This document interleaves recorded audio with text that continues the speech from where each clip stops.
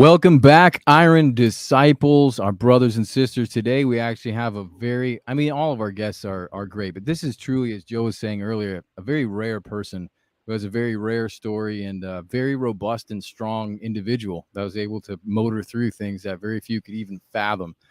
Her name is Jenny Haworth, and we were introduced to her by one of our good friends, Bruno. He was the older guy who was on here giving us some of that old sage, talking about Shout out relationships. to And George Bruno. He's yeah, in the shout chat out to you, already. brother.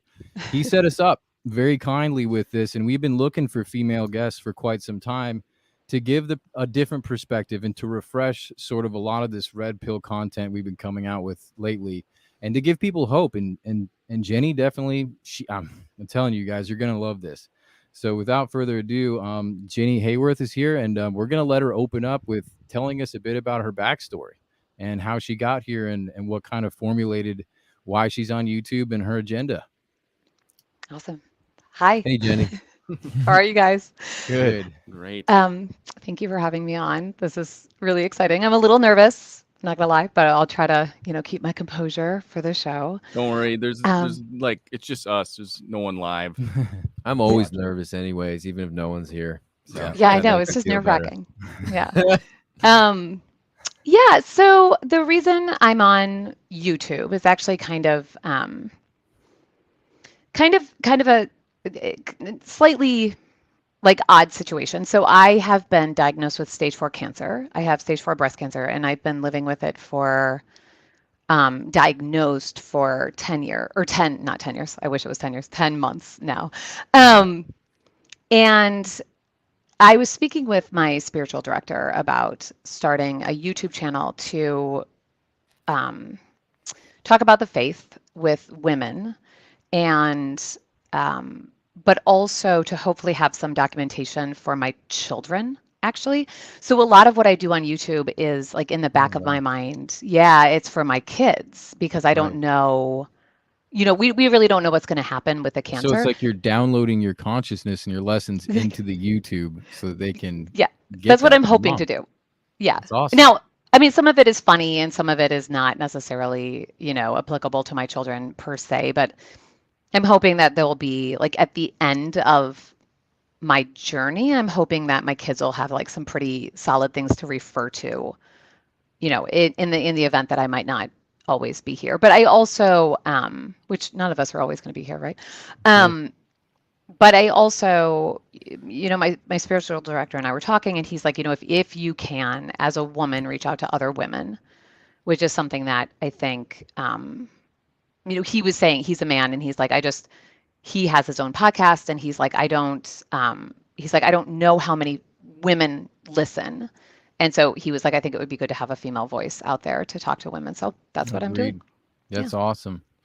That's very cool. So, you're a Catholic, so your spiritual Hmm. director is your priest, correct? Yep.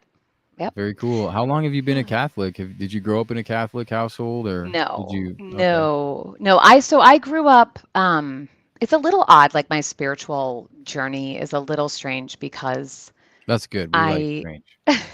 well, I'm a musician and I'm a Oh, singer. And cool. so, yeah, so I actually sang in a ton of different churches growing up. Um, my father is from England, he's an Anglican, and my mother was Presbyterian, but we weren't like regular church attenders, especially when my brother went to church with my parents, my older brother, but my parents, there was like an issue with one of the churches they were going to. Like we all know how this goes, right? Um, like there was some sort of a fight or something in their parent and Every their, church, everywhere, every family, yeah, every time you have believers together, it's gonna be a little messy. I mean, yeah. just the way it is. Yeah, and so I think my mom, who's a very spiritual person, I mean, she's very devout and she reads scripture every day and is like very close with Jesus, but I think she was quite soured on organized religion growing up. So, but she's a musician also. And so my mom was a church choir musician and a children's choir director. And so I actually sang in several different churches growing up. So a lot of my religious formation was done through my professional work.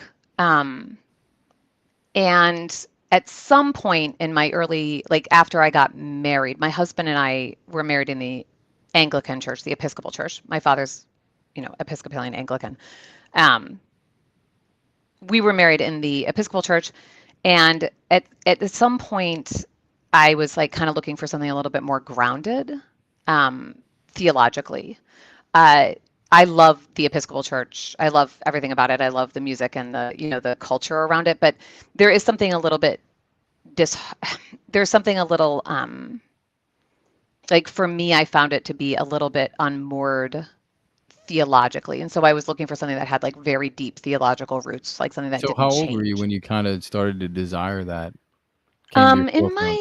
I think it was like in my I got married when I was 22. I think I was around 24, 25 when I Oh, was that's like, pretty okay, I early. need to like, yeah. And I mean, I had a fine, like I think I was I think I recognized like my need for grace in order to make better decisions with my life. Like certainly marrying my husband was like a great decision, but I feel like in my youth, especially like my high school and college life, like I was just sort of like a reed blowing in the wind. Like I didn't do anything terribly destructive, like nothing that's like, oh my gosh, this woman is, she needs to be in jail. But I just felt like I was really led by like my emotional world, and it didn't serve me very well.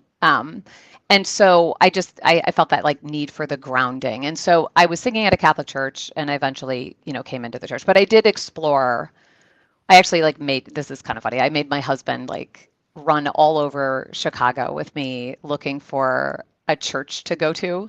And so we were like church hoppers for a while, and he was like, "Oh, I don't know about this one. I don't know about this one." Um and so I finally ended up becoming Catholic, which was like my husband was so upset about this, like so upset.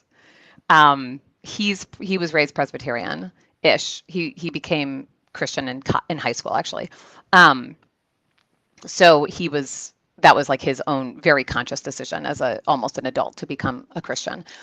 He was not happy about me becoming Catholic, and so it caused like quite a bit of marital tension. Um, and then he actually came into the church a couple months ago. He came into the Catholic Church, and now That's is like super Catholic, which is funny. Did Um, did you both, you and your husband, kind of stick with Christianity from growing up and then through your early 20s? yes. Okay, so why do you think in your guys' case you did that? Because I think a lot of the youth today, like what was different maybe about your upbringing that you think maybe led you to have a pretty solid faith through those younger years, where I think a lot of people run the prodigal daughter or son thing today? Well, I wouldn't say so. I would have always identified myself as a Christian. I wouldn't say that I was a devout Christian. Um, I do remember like there were things in Christian doctrine that always kind of stuck with me, and a couple of things that like never occurred to me as something that I could possibly ever do. And one of those would be divorce. Like I always had this like very strong feeling that was like not something that we could really do in as Christians. I know that Christians do get divorced, but I think like our basically we hope that everybody's marriages last, right? And Catholics don't believe in divorce at all. Like it doesn't actually exist. Although Catholics can get annulments, you guys know that, I'm sure. But so I wouldn't say that I was always a devout Christian at all. Like I always would have identified myself as a Christian, but um, I was not regularly attending church on my own unless I was singing for a church. Like I don't think that I would have been perceived as like a super devout Christian at all in college or high school. Um, so I wouldn't really say there's anything in my upbringing that I can point to that would have led me to become like a pretty devout Christian in my older years. Or like, does that good. make sense? Well, Yeah. it's actually Yeah. cool because I feel like a lot of people who, when you're young, maybe you understand devotion because you were very fortunate enough to have somebody model it for you. But Hmm. it's very much something in my experience and with people I know, it's something you grow to understand. Like devotion is not something that you get initially. So I feel Hmm. like a lot of the Christians that maybe are like you, there's a rational side of them that said this makes sense, or these Hmm. rules make sense, those kind Yeah. of ideals ideology. I'm gonna keep them, even though maybe God's not there, or maybe he is there. However you're vacillating at that time. Which leads me to my next question: the usefulness, the agency, and marital hierarchy of the marriage. I recently heard. I was watching this. I don't know if you're familiar with the soft white underbelly. It's the have you watched his stuff? He kind of gets people off the road, or who have done he started getting guys off of Skid Row. So they were like drug addicts, prostitutes, like people that you would never expect to tell a good story, and they tell their life story. And it was always really revealing and very, very good at getting these people on and telling their stories. And he had a divorce lawyer on from, I believe it was California, LA area. And he was saying that marriage was a technology, like an outdated technology that people needed in order to raise kids. And he's like, maybe for the religious people, they can hang on to marriage, but definitely not for the secular people. It's holding people back. Now, if you were to be asked, does marriage and why is it useful to people, even in a secular environment where they're not commanded by, say, God to be married? Why is marriage important? If so, and if not, why? Well, I think marriage is not a religious institution. It's a what we call it, a natural good.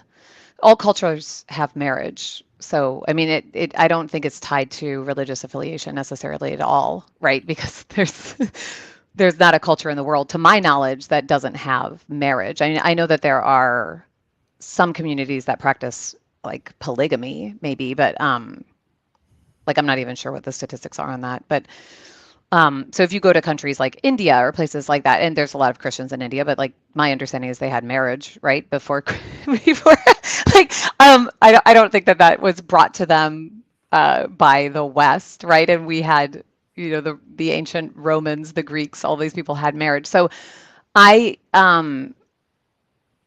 I think marriage is a natural good, and it binds men and women together in order to raise their children, but it also unifies families, and therefore it unifies a culture, right? So I think, for secular people, I mean, some of the happiest married people I know aren't Christian. I mean, I think it's like, I think that a sacramental marriage, which would be in the Catholic Church, we call a sacramental marriage something that all baptized Christians are in a sacramental marriage. So even if you're not married in the Catholic Church, we still consider that sacramental. I think there's an infusion of grace in those marriages that perhaps, like through their vocation, they will, or not perhaps, but definitely through their vocation, they'll grow closer to God. But I mean, I think, I don't know. I mean, I watched that guy, that lawyer, and I felt bad for him because I think he had a really rough time of it. But I also think, like, some of the things he said, I was like, I didn't watch the whole thing, but I watched some of it, and like he was talking about how, after he divorced his wife, or after his wife left him, he went on this bender where he was sleeping with all these women and all this stuff. And I'm just like, you're a man who's led by your passions, and people who are led by their passions are necessarily going to have a very hard time in life, because we can't be led by our passions. We have to be led by our right reason. Now, as Christians, we all believe that our reason is, illumined by God. And it's sort of this like we believe in these infused virtues, right? But anyone can grow in virtue and have self-control. Like, so anyone can kind of look at their emotions and think, okay, I'm having this impulse, this like very base impulse, which would be sexual sin, which is like, it's sexual sin and overeating, like any of the kind of like physical laziness or physical things that we do. Anybody can look at those and say, that's not good for me. This base instinct is going to get me into trouble, right? And they can decide with their minds not to participate in it. So when I was watching this, I was like, I thought to myself, I'm like, this man struggles tremendously with his own lack of virtue, his lack of self-control, and it got him into trouble in his marriage in some way. And most likely, if he struggles with a lack of self-control and a lack of virtue, he probably married a woman who also struggles in that way. And so what I'm guessing is Hmm. that the two of them probably had a marriage that was led by their base desires and their proclivities towards sin, and which I think men and women kind of have different sin patterns. They're like a driving, like I think that women and men express sin slightly differently, or are more, women I think are more prone, they're prone to different sins than men, if that makes sense. Yeah, so I watched that and he was like, I think the institution, it's a technology that's dead. And I'm like, Mhm. okay, for all of human history and all civilizations, marriage has been the bedrock of society. Just because you struggled in your marriage and all of your sketchy clients or whoever is hiring you to get a divorce, just because all those people struggle, that says something about them. It doesn't say anything about the institution of marriage itself, right? Which is, Right. And I think there's probably two ways to view the institution of marriage. There's like the covenant before God, and then there's this legal contract with the state. And I think really what they have the main issue with today is the legal contract with the state, because it's still got, you could say, kind of archaic laws in place that really favors the woman, rightfully so, back in the day, like when the woman had no career and nothing to support herself, like she can't just be left on this, homeless basically. So they had right. these protections in place that haven't been updated to, you could say, modern society. And so I think a lot of those guys like him, their argument is, well, you're just signing up for a contract with the state that doesn't benefit you in any sort of way, so just do the quote marriage thing without signing the contract. Yeah, no, and I can see the problem is, even if you don't get married, if you're in a common law marriage, you're still on the hook for child support and stuff like that. So, and yeah, you won't get half, if your wife, if your girlfriend or whoever you're living girlfriend, or whoever you're spending your partnership with, or if she leaves you, she won't get half of your money. I wonder though, and I don't know anything about law, but I do wonder, let's say you're with somebody for 30 years and you're living together and they decide to leave you, or there might be a way that they can sue you for money. I don't know. I mean, I don't know. I'm not It a lawyer, depends. but I think some states are common law, so after like 7 yeah. years or something, you're viewed as married. It's like a minority of the states, though. But Yeah. And so, I mean, I think there's other considerations when it comes to, like, do people need to be in a legal marriage? I mean, if you have children, things do get a bit dicey if you don't have, my understanding is it can get a bit dicey if you don't have, if you're not legally married. I don't know. I'm not a lawyer though, so like, Yeah, I was asking yeah. basically more on the spiritual side, because technology is a word that we use to basically describe a tool that can improve our lives. If it's a metaphysical tool, physical tool, these things we implement and invent to help us have better lives, better societies. And usually, if the technology is good, it will impact your life well, and then it will downstream impact society well. And that's a win. Right. If it's just you, and then that destroys you to some degree, and then society begins to suffer, that's not a good technology, right? We Right. see that a lot with the social media and stuff like that. It gives you quick, gratification, but downstream, your sociability starts to suffer, your mental health, all these things. So marriage, I just see a lot of people, especially younger ones, they're just afraid of, like we were talking about earlier, you know, devotion, understanding what devotion is, and marriage being probably the best teacher for teaching some of those very deep, virtuous words as devotion. Like, Right. how else are you going to learn that with somebody? Yeah. Other than having family members? And even family members, we all know, I mean, I know because I'm married, it's different having a wife than it is having a mother or a brother or a father. It's a different Yeah. relationship. It stands on its own. And so it's important to realize it's not just a technology. It's a way that we grow together. It's a way that we transcend our, sort of become full, like Christ Right. wanted us to be. So I have a question on that, Mark, because there's a lot of people who are secular who say, I'll get married, but let me define the rules, or me and my husband or wife, we'll make our own set of rules for how our marriage is going to run. And I saw one of your videos talking about hierarchy, and hierarchy is sort of a rule that allows things to run appropriately. Can you describe how you found out that that was an issue, and why people need to hear about that? Like, you can't just make up the rules to your marriage like willy-nilly, like just because it's me and you, and we live in our own little seed pod. There's still rules that apply to everybody, that kind of thing. Yeah, so I don't know. I mean, I'm going to be honest, like, with a purely secular marriage, two unbaptized people, I do think there's a distinct difference between that kind of a marriage and a sacramental marriage, which would be a marriage between two baptized people.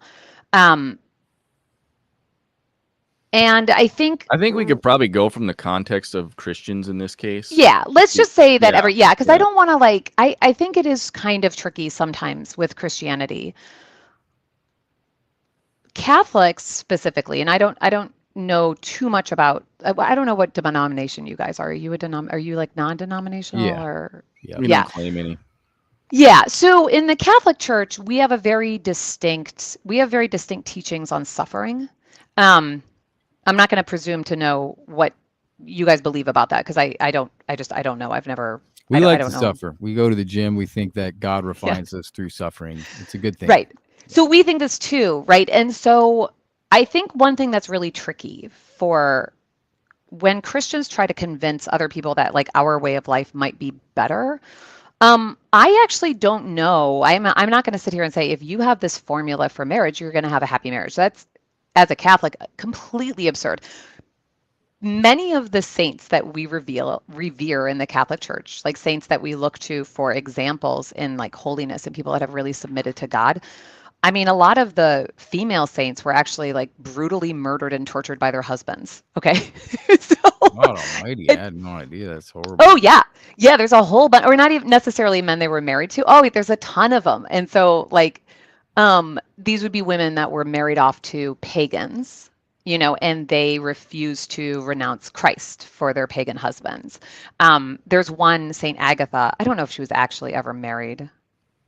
I don't know if she was married in vows, but she's the patron saint of breast cancer. And the reason she's the patron saint of breast cancer is she was married off for some reason. I can't remember exactly the details, but I think she was Roman, and like her parents wanted her to marry this guy, and she refused to renounce Christ, and she refused to bow down to whatever deity he wanted her to bow down to. And so he had her breasts cut off. And that's why she's the patron saint of breast cancer. And he forced her into a brothel, and like she's the patron saint of women who've been raped and all this stuff. And so I think like as a Catholic, I'm going to be very cautious in saying if you submit to these rules, if you submit to Christ, you're going to have a happy life, because I don't think that's true. I actually kind of think a little bit the opposite. The more you submit yourself to Christ, the more he's going to demand of you through your own suffering. And so you might actually find like the closer you get to God, the more chaos and more suffering comes into your life. That being said, if you have two devout Christians that both submit to God equally, I think that it would be difficult not to have a happy marriage. But that depends on two people with all of the demons that they have floating around in their heads and all of the temptations that they have, both kind of equally submitting. As we all know, many people in marriage, there's going to be one spouse that is giving everything to the marriage, and the other one, like people with marital trouble, there's usually one spouse that really wants to commit to the marriage, and the other spouse is sort of done or looking for an out, right? And so anyway, so that's what I would say as far as like the I don't think that the authority structure in a marriage is necessarily going to give people a happy marriage. Okay, so like these are principles that we apply because we want to get closer to God. And I think that once we sort of get our own desires for happiness out of the way, that becomes a lot easier. So the going into submitting to these sort of like authority structures within the church that God designed for us, that becomes easier when the idea is this is for your own personal spiritual growth. Okay, does that make sense? Yeah, that's great too, because I think that's a huge just misnomer of the church, especially from like a prosperity gospel standpoint, is this happiness thing. Like it's not about happiness. I Marriage is not about happiness. Becoming a Christian is not about happiness. It's not the sales pitch that we're supposed to be, or that we're going to be living. Yeah, no, and I think too, like especially, I don't know if you guys ever heard of St. John of the Cross. Do you know St. John of the Yeah. Cross? He's a and the Dark Night of the Soul. That's right. One thing that happens on a spiritual journey, and I actually do see this quite a bit among my Protestant friends, is they lose their consolations. So they lose that like burning passion for God, and they kind of freak out and start going from church to church to church to try to find it again. I don't know if you guys have seen this. Yeah, And or they insulate. They just don't go to church. yeah, they're like, I don't feel it anymore. And so there comes a certain point where God is going to pull your consolations with your in the body. They say like a baby Christian is fed by the milk of his mother's breast, right? So God will give you this like very sweet milk that's very easy to digest at first. And then the farther along on your spiritual journey you go, or your battle, I prefer to call it a battle because I feel like it's like a never ending fight. Definitely is. It's a race. Yeah, like journey is like feels too soft, but I guess I mean I think a journey in like ancient like Oh yeah, life or death. yeah, but as you go along in the spiritual path, like those consolations, those physical consolations go away. That feeling of warmth goes away. And so that's where you have to really depend on your blind faith. You're only saved through faith. And there comes a point where, God might remove all of your consolations. Like you could be in a, and in Catholics, we believe in these, we have our sacraments and stuff, but you're still, if you don't build up, if you're not constantly relying on God's grace and you're not constantly seeking your faith first, no amount of sacraments is going to save you, right? Like you can go to confession every day, but if you're not earnestly seeking to like get closer to God through that, like it's not a magic formula. Okay. But I digress. And so I think marriage is not there to make you happy. And I think God gave Eve to Adam for his own good. What I see is for his own spiritual good. And so it's not like the good life, like I said this to George, I think, but like it's not like the good life like the Budweiser commercials in the 90s, which you guys are probably too young to remember, but they're these guys that are like, we're going to live the good life, and they're drinking their beer and like watching sports. And that's not why he gave this woman to Adam. He gave her to Adam for Adam's spiritual development. I think, because generally speaking, what we think is good in the Bible, or the things that people tell us in Scripture is good for us, is usually there it draw us closer to God. Because being happy is not good for you if you're not saved. If you're not going to go to heaven, then like what good does happiness do except for make you feel happy while you're alive, right? Yeah, I It's think oblivion at it's that an example over and over in the Bible of when everything's going good, they forget about God. Usually, yeah. Yeah, Well, and that's it probably depends on what how happened you in the West. interpret good, right? I mean, like Right. Paul, he was always in prison, getting beaten out of synagogues and experiencing extreme physical pain all the time for sharing the gospel, and he counted it as joy. So I think really what we're talking about is like happiness is not fulfillment. Those are two different things. And I think everything's multifaceted. So yeah, God made Eve to enjoy Adam and Adam to enjoy Eve. So it's like food, like it tastes good, but ultimately it's meant to nourish the body, So if it was broken down into a hierarchy, since we're on that, the highest point of the hierarchy is closeness of God. The agency of the marriage is meant to accomplish nearness with God. And then there's lower rungs, like enjoyment with your wife, having kids, sitting back in Christmas Day, sharing a nice breakfast together, going for walks in the park. All those things are beautiful.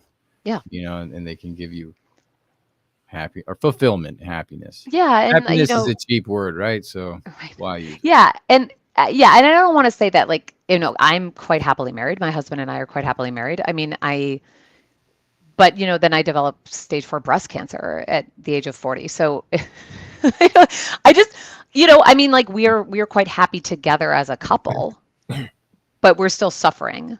Yeah, so that's really not, but there will be, I think, a lot of, and honestly, I'm going to say this, like I would rather die in a good marriage than be living in a bad marriage. And ultimately, it's kind of the beautiful, obviously insane lesson and transcendent feature that we have as believers is we're able to have peace you know, even cheerfulness in these things is as horrible as it sounds to people, and we might appear just crazy to them, you know, but Yeah. it's better to be understanding we have eyes for eternity, and that our family is eternal, you know, Hmm. and these features are the immovable features of our life rather than the, you know, sort of things that the secular folks, I don't know how they deal with it. You know, it's got to be a burden to not be able to look forward to something like that. Well, one thing I But Yeah. would say too, like, because we're outlining here something that like marriage is just like this party and it's going to be great and happily ever after. It's not a Disney fairy tale. So then that means like, are you prepared to sign up for this? It's kind of like, are you prepared? Like, becoming a Christian doesn't mean your life gets easier. Are you prepared for this? So then, Hmm. do people?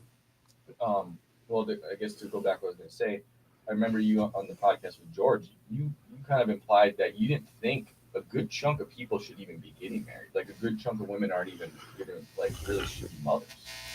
And yeah, if you want to just kind of walk through that thought process, 'cause that was super interesting to think about. 'Cause I think Yeah. I think that comes like again, you know, Catholicism. I mean, we have this history of monasticism in the church, but I think a can you lot of just can you cultures, define that for us? monasticism is living in community with other people under religious vows. Cool. Um, that's not the only. There's okay. That's a little bit of a. I'm just gonna. That's kind of the colloquial term for monasticism. I don't want a bunch of like Catholics to jump down my throat and be like, "There's monks and there's friars and there's nuns and there's sisters." Like it's a little bit less simple than that, but or a little bit more complicated. But for in general, you have these people that give up their lives to join a community to live together, and they have a superior, and they all obey they obey their superior, so they're in obligation to submit to their superior. um, so we have this for men and women. These would be monks, friars, nuns, people like that. um, when the Protestant Reformation happened, a third of Europe was in holy orders, so a third of Europeans were Wow, celibate. They were that's unmarried. amazing. Hmm. Now I'm going to qualify this with like I saw that statistic somewhere. Like I'm not sure if I'm not, like I don't know. I Could didn't be back that up. true. Okay. It might not be true. I saw that somewhere. I think it's right. I saw it a long time ago, but I remember being struck by that, and it doesn't really surprise me that much, that the Catholic Church was quite dominant, which was kind of the issue with the Catholic Church at the time. Actually, was that it was so socially dominant that it became that I think it lost they lost their like. I think a lot of the people in the church saw it as politically advantageous to be in the church, which is never what you want. You never want people to see the church as something that's going to help them in, Hmm. we know This is this, what right? happened in Like, Germany in Dietrich Bonhoeffer's time. Same thing. yeah, like you don't want people going in there for political gain. And there were a lot of people in the church that were in it for political and financial gain at that time. And so they needed to have the reforms. Like, and Catholics all recognize this. It's actually really funny. Cool. One of my favorite priests he was Southern Baptist and he became a Catholic priest. And his brother-in-law is a Southern Baptist minister and they get along really well. It's super cute. But every time like there's some issue in the Catholic Church that we worked, this is a priest I work with, he's always like, well, Protestant Reformation happened for a reason. Hmm. He's like, because there, I see why it happened. Sure. But so yeah, Europe was in this, like, European church was extremely dominant and a huge amount of people were in holy orders, and these would be people that were otherwise um probably not called to marriage. Now, you could say that their fathers forced them into a convent. You could say that, whatever. I'm not saying all of these people had a call to giving up their life for Jesus. Like, I don't know. But I do think that that's kind of an interesting statistic. Um, How would I you would say somebody knows if they're called to be a priest. celibacy or an order? Yeah, celibacy to worship God. How do you figure that out? I think I don't really know because I didn't go through that process because I was married before I became Catholic. I will say it's kind of funny to watch teenagers as they have like nervous breakdowns about this. So the other day, my daughter, I shouldn't be talking about my daughter on the internet, but I'm going to. She's so cute. But she God came bless into her. my room and she's crying and she was like, Mom. I was like, what's the matter? What happened? She's like, I don't know if I'm called to be a nun or if I'm called to be a wife and a mother. I just don't know. And she had this like complete breakdown. And I was like, okay, so here's how you know. If you have that feeling, if you have that call where you're like, is God calling me to holy orders? You go and live in a convent for a year and see how it goes. So it I takes, like I think, that. Practical.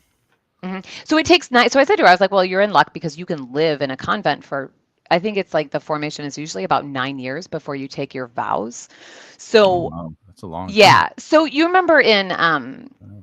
The Sound of Music, how she was a nun, but then she left the convent to get married. She wasn't a nun yet. She was still a novitiate. So she hadn't taken her final vows. So it takes a long time because that's a huge commitment to give up everything to be cloistered nun. Not all of them are cloistered. Some of them are in the world, but like, um, And yeah. I would So assume they have a true gift to celibacy too, because I would think you're not spending your whole life wrangling in just Mhm. having self-control the whole time. Yeah. Like if a gift of celibacy, I feel like It- is you don't have to have self-control over that Otherwise, issue. the gift would just be no, Yeah. not a very yeah, good gift. I mean, there's a lot of shenanigans that happen in the church with the celibates. I mean, I don't think that I think probably if they're in a convent and they're like closed off, like in a cloistered convent, like the Carmelites or somebody like that, like there's no opportunity for any nonsense, but um, I know that priests, it's funny because I've talked to priests about this and they usually will say the celibacy aspect goes away, like your desire for female companionship goes away pretty quickly. The hard thing about being a priest is actually obedience to your bishop. And so that's where, because the bishop in a Catholic community, Mhm. like they can tell you to do whatever. They're like, you have to go to this parish or this parish or this parish.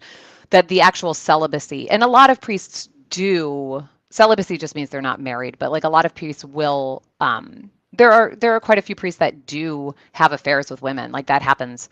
Um, but generally, uh, they can kind of overcome that, but like they'll be removed from their And parish for a the while. reason why I asked that was because I watched that segment that Mike was referring to, and it sounded like you're like, I don't think a lot of women should be married because of this, 1/3.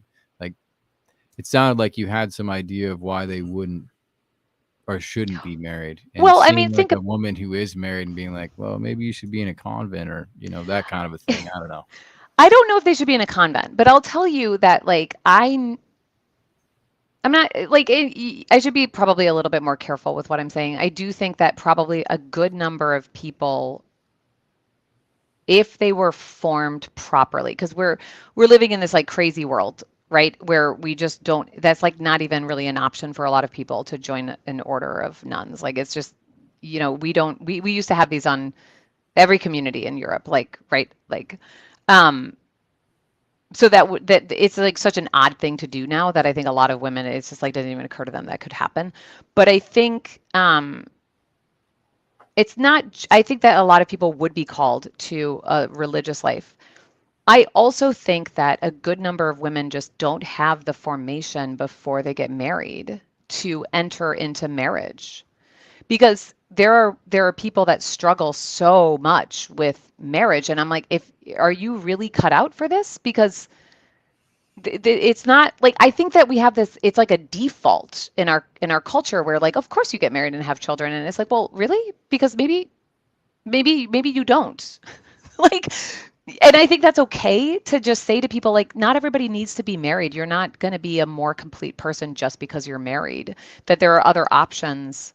Um, and I don't think there should be like a pressure on people to enter into marriage if they don't feel, if they're not necessarily going to be good wives and mothers, if that makes sense.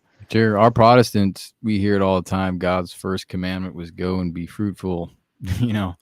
And a lot of people, they want a family, and where do they get that fulfillment outside of the family? So those are all hard questions. But for the person that doesn't need a family, obviously, or God hasn't gifted them with celibacy, say.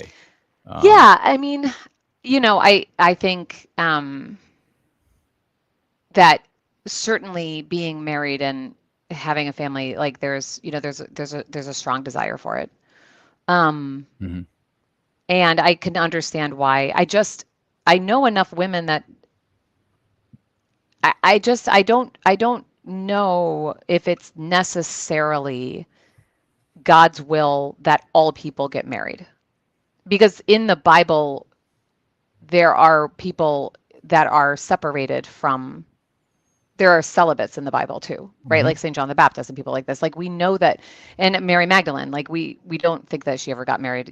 I don't know, maybe she did, but like Jesus there's even talked about the eunuchs, like the different types of mhm. eunuchs. It's a gift if you have it. I mean, it's pretty plain and simple. Paul calls it a gift. Jesus calls it a Well, gift. I was kind of arguing with a friend on this the other day on that whole verse on like be fruitful and multiply. Number one, like taking verses out of context, like he was specifically talking to Adam and Eve on that. So we don't take like Jeremiah 29:11 and apply that to everyone. Like, why are we applying that verse? Cherry picking it to be for everyone. So that's that was my first kind of rebuttal to it. And then number two, like Jesus doesn't talk about having families and children like as like the number one command is go make disciples. Like there's not like this huge push out of his Right. message on start like having children, having families. So I can see where like, I kind of see where your point is too biblically. Well, and I think like to me, like the be fruitful and multiply, like that could, so what do we refer to the fruits of the Holy Spirit. So are we talking about literally physically multiplying, or are we talking about multiplying the church? Right. I mean, Because having kids is multiplying the church. To some it extent. possibly, I mean, they're human beings. yeah, Right. but like you don't know if they're going to be in the church, right? So you can, like, I don't know if the commandment, and like I'm kind of like speaking, I mean, like I haven't really contemplated that particular command. Um, but when I hear the words fruitful and multiply, that to me means spiritually multiply the church, right? So that kind of fits in nicely with like go and make people, or Well, with Adam and Eve, preach. the only It's just the option two of they them. had was actually having children anyway. I think Right. difference That's the is- only option they had. But I think, again, if you think about it as like this is our creation story, and so this is a spiritual story. It's not necessarily like physically this is like what we ought to always do, right? Because we know that we don't like this is it's a story that is supposed to enlighten us spiritually, not necessarily enlighten us in a physical sense. So if it enlightens us spiritually, like if we see be fruitful and multiply, there's a lot of ways to be. So we're applying this to ourselves. There's a lot of ways to be fruitful and to multiply. So, Oh, I agree. Yeah. right. So if you're, say, a celibate Christian and you're a great minister and you bring in hundreds or thousands of people into the faith, like you have multiplied the faith more than somebody who is a father that brings in two children into the world and maybe doesn't bring anybody to church with him, if that makes sense. Right. So I think that we're called, like, so I think that we can always like look at these scripture readings and just be like, is this like literally what we're supposed to be doing? Like, or is there another like sort of deeper spiritual message there? Right. But yeah, certainly in the Bible, there's tons of people that aren't married. Yeah. You I know? always saw that kind of what Mike brought up because, Adam's the first Jesus. His curse is on us all. We don't have the curses from, say, Israel for, kicking Joshua out or, not following God's rules through the prophets. Like that was a dispensation for the Jews, the Hebrew people. Sometimes I see, I don't know how it is in the Catholic Church, but Adam and Eve being like the first high priests. And so as a result, they have the impacts that the way God ordained them and sort of commanded them seem to translate more profoundly on our lives than, say, the Jews. I mean, we can learn from the Jews. I mean, I eat pork. I'm not eating shrimp. I mean, the Old Testament law was meant to be fulfilled by Christ. I don't play those, theological gymnastics to try and, free myself of, ridiculous sin issues. But I keep getting struck, and this is kind of why I was asking about marriage being a technology and all the the imaging we see with God, with Jesus being the husband and the church being Right. the bride, and you can't help but see or begin to think that God made marriage and raising kids to teach us how to be more like him, and Yeah, to do these absolutely. things. And also, just so you know, I do agree that there's plenty of priests who have, a whole congregation of people that are their kids. You're never going to get away, or you shouldn't be trying to get away from the responsibility of having kids. You're either having your own blood kids, or you're having kids that you're discipling. It's the same amount of intensity you have to be giving them, right? So I see Right. that as it's just the way we're built. We're meant. That's the way we can transcend, right? It's by being married, understanding devotion through these commitments, right? Right. Got a Yeah, couple absolutely. I got a couple super chats I'm gonna read real quick from Rusty here. Marriage is supposed to reflect the union of joy with God in spirit, soul, and body. 1 Thessalonians 5:23. May this God of peace himself sanctify you entirely, and may your spirit and soul and body be preserved complete. Thank you, Rusty. Rusty. You're always a true follower. Love you, bro. Dude, you're so generous, Rusty. Yeah, Thank you, Rusty bro. again. Most people have trouble in marriage because they're immature. Mhm. And I agree. I think one point maybe on that topic of people, like, there's a preparation needed before marriage, I think. Mhm. And it's like, are you ready? Like, you might not be ready now, but you might be later. So, maybe it's not that necessarily they shouldn't, ever be married. It's just like, are they going to put the work in to be ready? Yeah. Yeah. And I think that's a good point. And I think, again, I do think there's like a segment of the population that probably would be called to kind of set themselves aside for prayer.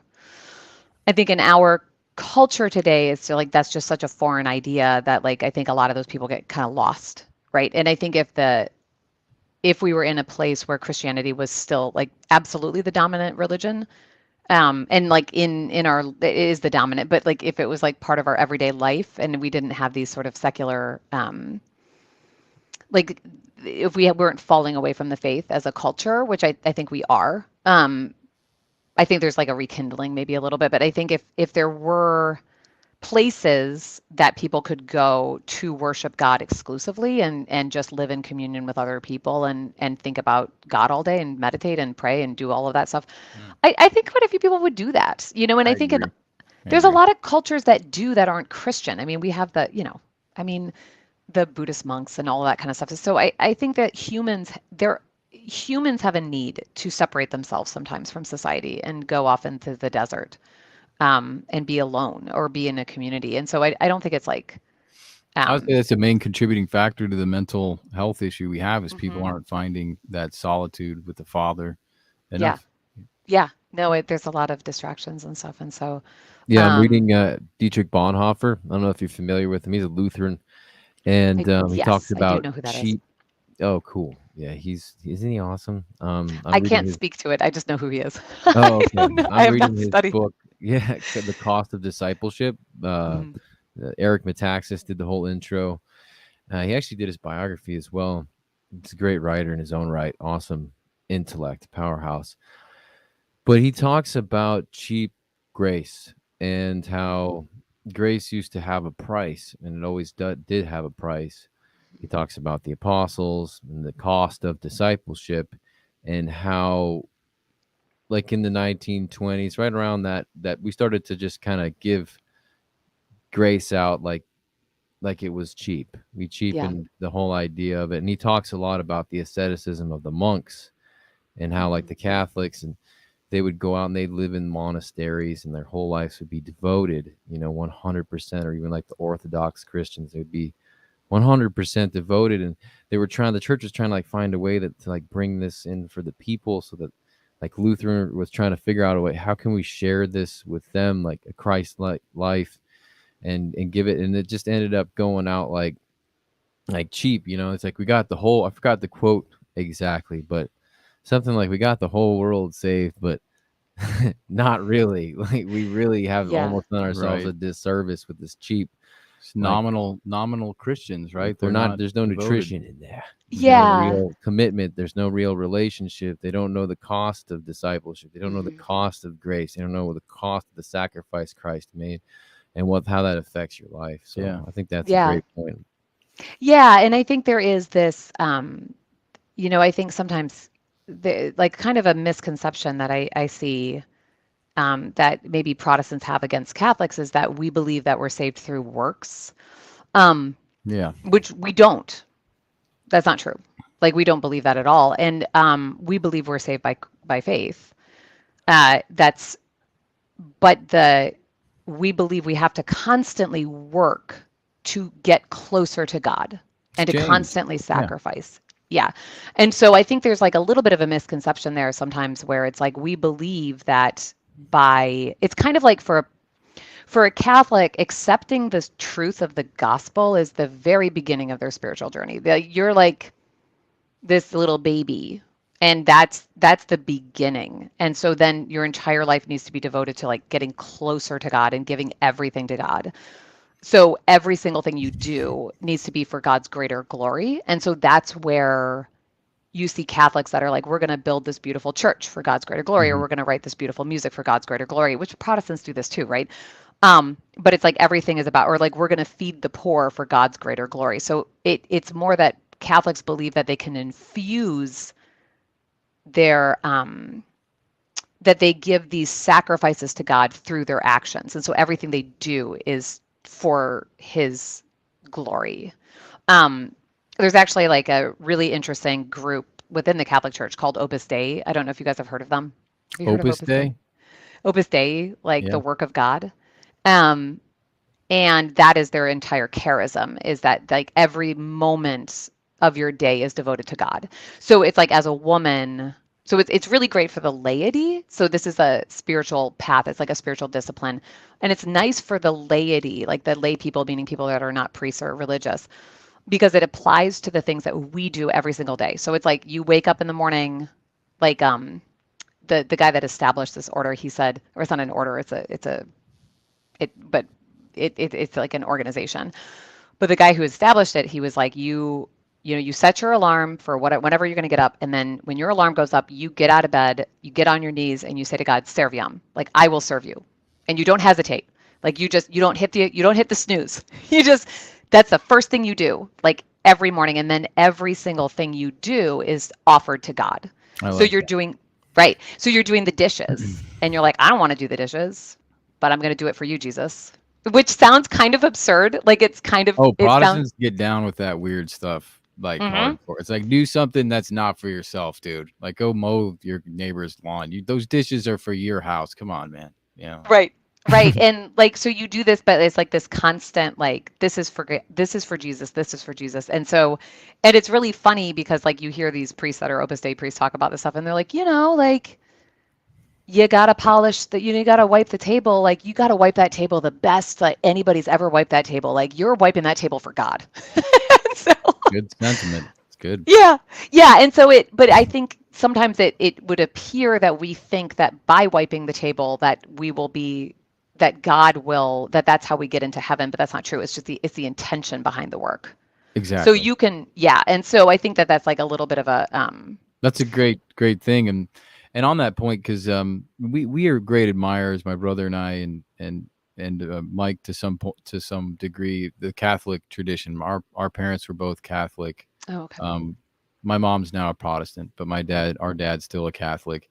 And as I was getting more into, I guess, the beginning of the church, you're gonna, as you're researching church history, you're going to get acquainted with the Catholics and what they've done, being the cornerstone of tradition that we have to go to. And now my question is, and I'll start by giving you a little bit of, I don't know how long you've been a Catholic, for almost 20 years, right? 12. 12. 12 years. Okay, so Yeah. later 20s you found. Okay, my Mhm. bad. I thought it was 20. So 22 you became a product or a real a devoted Christian, however Yeah. you I mean, want I to say got that. married at 22. We started going to church. And Okay. then I had a baby when I was 26-ish, Well, that's 27. good. That's even better for my question. So you had time in the Protestant church. Now, Yeah. the marriages that you saw most often, was the husband the head of the household, not just like him saying it and the wife acquiescing to it, but just like actually really seeing marriages with that going on in a healthy representation? Was that more common in the Catholic Church or the Protestant Church? What did you see in terms of differences? I would actually say, well, okay, that's kind of it's a little tricky because I think that Catholics believe we have this authority structure within the family, but I think it's like a slightly less acute, or not acute is the wrong word, but it seems to take a little bit less of our headspace than it does for Protestants. Um, How so? I just think that like it's not something that is necessarily discussed frequently in the Catholic Church, unless you're going to be talking to like super traditional priests. Um, so Catholics have these various layers of kind of conservatives. Like there's really conservative Catholics, and there's what we would call Orthodox Catholics, who would be not necessarily super traditional, but very devout.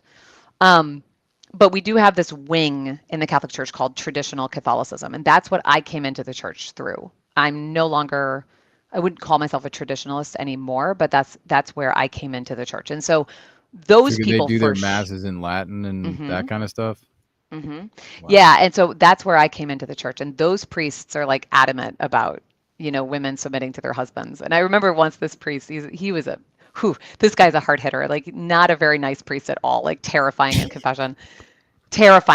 Like once he came out of the confessional and he yelled at everybody, he's like, I don't want to hear anybody's confession unless you committed a mortal sin, because there were so many people in line, which was so funny because like everybody's just staring at each other like a mortal sin is like a really serious sin, like committing adultery. Okay, like it's like murdering somebody, right? Or there's other things that are a little bit less. People that like, stayed, you're like, ah. I know, it's like, who's here? Everybody's looking at each other like, who? I know what you were doing last night. Murderer. But that guy would get up in his sermons and be like, you women. It's like, you women, you think you're so holy, but you bristle at the idea of submitting to your husband's authority. And it was funny because all the women literally bristled. Like, they're all like, He's like, yeah, finish the sentence for me, ladies. Yeah, right. I think so within, the various Protestant people I've kind of hung around with, like, do I have a really good pulse on Protestants? No, I don't. I was in a mainline Protestant church. I was an Episcopalian. Do I have a good pulse on like evangelical Christianity or Southern Baptists? No. The ones I know, I would say that the whole like husband being the head of the household plays a slightly more important role in the forefront of their minds. I will say, however, in my experience, Catholic marriages actually fall into that pattern more easily. So like I would almost say doesn't need to be discussed or something. that, yeah. And I think because Catholics, then I'm talking Catholics that actually go to church every week, not Catholics who are, anybody is Catholic if they were baptized Catholic. I mean Catholics that go to church every week in confession regularly. I would say that those, and especially the Catholics that were raised Catholic, so not the converts, because one thing that you see in the church with converts is that a lot of them have a very dicey past. Not all of them. So there are quite a few converts that were Christian before. And so I wasn't particularly Christian. I was like Christianish. So I kind of like always want people to sort of take me, what I say, with like a little bit of a grain of salt, just because I'm like, I wasn't raised in this. I mean, I have I think I'm like at the point now after 12 years of being a pretty devout Catholic that I can kind of speak to this stuff, right? There are these Protestant converts. Like there's a guy, Scott Hahn, who was going to be a Protestant minister and became Catholic. And so he already had that like extreme formation in the Protestant tradition, which is so similar to the Catholic Church. It's like wildly similar. I think it's like so much more similar than anybody knows. And then he became Catholic. So I'm like, okay, listen to Scott Hahn, but be careful with the new converts to Catholicism, because some of them, like, they are totally like just these people that were just floating and finally needed some like serious authority over them to like get them in line. Does that make sense? It's like kind of like military guys. Like there are like men that are sort of naturally disciplined, then they go into the military, but then there are the dudes that their parents are like, you're going into the army because you're such a hot mess that you need the military to like discipline you, right? So I would say like a new recruit to the military is not necessarily like like not necessarily the beacon of like self-control necessarily, but once he comes out of the military, maybe he will be, Right. right? Does that make sense? I'm not trying to say anything bad about military guys. Like I've actually only No, had good yeah, experiences. we but, get it. You got to have some experience in order to, Mhm. And I would say the Protestant church, like from my experience, they don't talk about this topic like at all. well, they do Oh, kind of really? one-sided, right? Well, even I mean, 'cause like marriage, or are you talking even about just like I was going to I've been trying out this Baptist church recently, and I went like one of my filters now on church is how they view, like, are they egalitarian, or how do they view the relationship between men and women? And I was trying to look at their past sermons, and they hadn't talked about marriage or any like stuff like that in 3 years. The last sermon was that's crazy. February of 2020. Damn. So I'm like, this is probably the most important issue today, as Yeah. far as marriages are like failing like crazy, relationships are not work, like, yeah, it's a mess. It's a And huge they're like, problem. don't talk about it at all. Yeah, Mhm. well, that's interesting. Yeah, no, Catholics talk about marriage a lot. Like it's a huge, and especially people who are generational Catholics. Like there are people that I know that no one in their family has ever been divorced. It is like a completely, these are devout Catholics whose parents were devout Catholics. Like the idea of getting divorced is so foreign to them that, I know, like I know one woman that actually had to leave. Like her parents came and kicked her husband out. He was not a good Catholic. She would like, it wasn't like a solid Catholic marriage necessarily, but she was raised in this like really extreme, like she was like Catholic for like generations. If you get divorced like Like, legally, the church has to recognize it though, right? And they're not going to. no, they do not And recognize so then divorce. you wouldn't be able to get remarried with the church, right? So Nope. you're kind of, your hands are tied anyway, which Yeah. frankly, I wish the Protestant church would handle it that way. They should not be remarrying people that had not, or that got divorced for incorrect reasons, I think. There's conservative Yeah. Protestants who believe that, but they're definitely not the majority.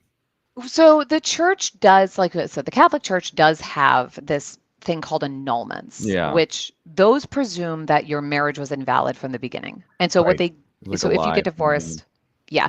Now, I think like, in my opinion, like this is just my personal opinion, I do think that like annulments are sort of handed out like candy now. Not really. I actually know the priest who is the annulment priest in Chicago, and the guy that like goes through all of this stuff. I think what he would say is it's just like amazing how poor the formation of people who get annulments was like before they got married. Like he's just like, I cannot believe that like these people ended up together and like nobody tried to prevent it. But the church does have like some standards for people getting married, and so they'll make them go through classes to have a sacramental marriage, That's to get good. married in the church. That's good. I think it's a good start. But I think you got to think like marriage is sort of like your children are formed, their marital life is pretty much established from the day they're born. Like as Christian parents, every relationship within the family is going to model what a good marriage is. And I would say especially brothers and sisters, like that is going to have a huge impact on children, like how they get along with their brothers and sisters and how their parents negotiate kind of fights between siblings is going to have a giant impact on marriage, I think, because if they're used to fighting and bickering to get what they want, like they will carry that into their marriage. And so I think, if you come from a dysfunctional home where like everything is crazy and like your parents didn't have a happy marriage and maybe they were fighting all the time and your siblings were fighting all the time and there's a lot of chaos, Well, there's there's not that a lot word of happy marriage. What are we gonna do? right. But you know what I mean? Like if your parents are not if they're not like submitting to the will of Christ and they're not Can demonstrating that parents for you. fight in front of each other, or is that in I your don't think so. view? No, never fight in front of I each don't other. think so.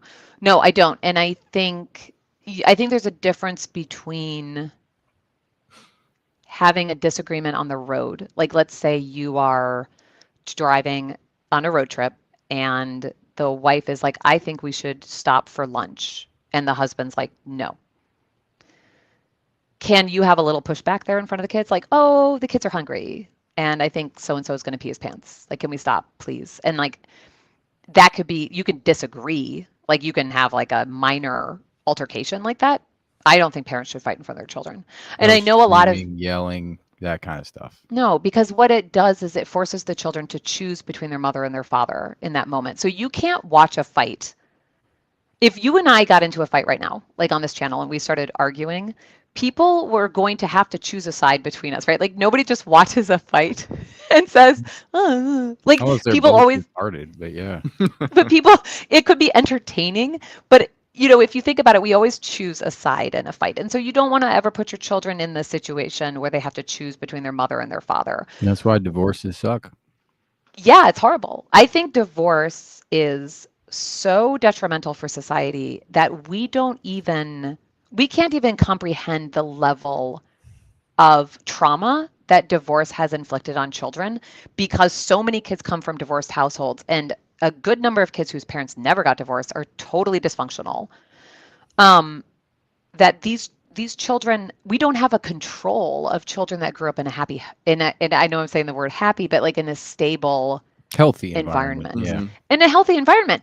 And so one thing that happens, like when a child is trying to grow in virtue, and we know this biologically, so kids that are in a high stress environment have a high level of cortisol floating through their body all the time.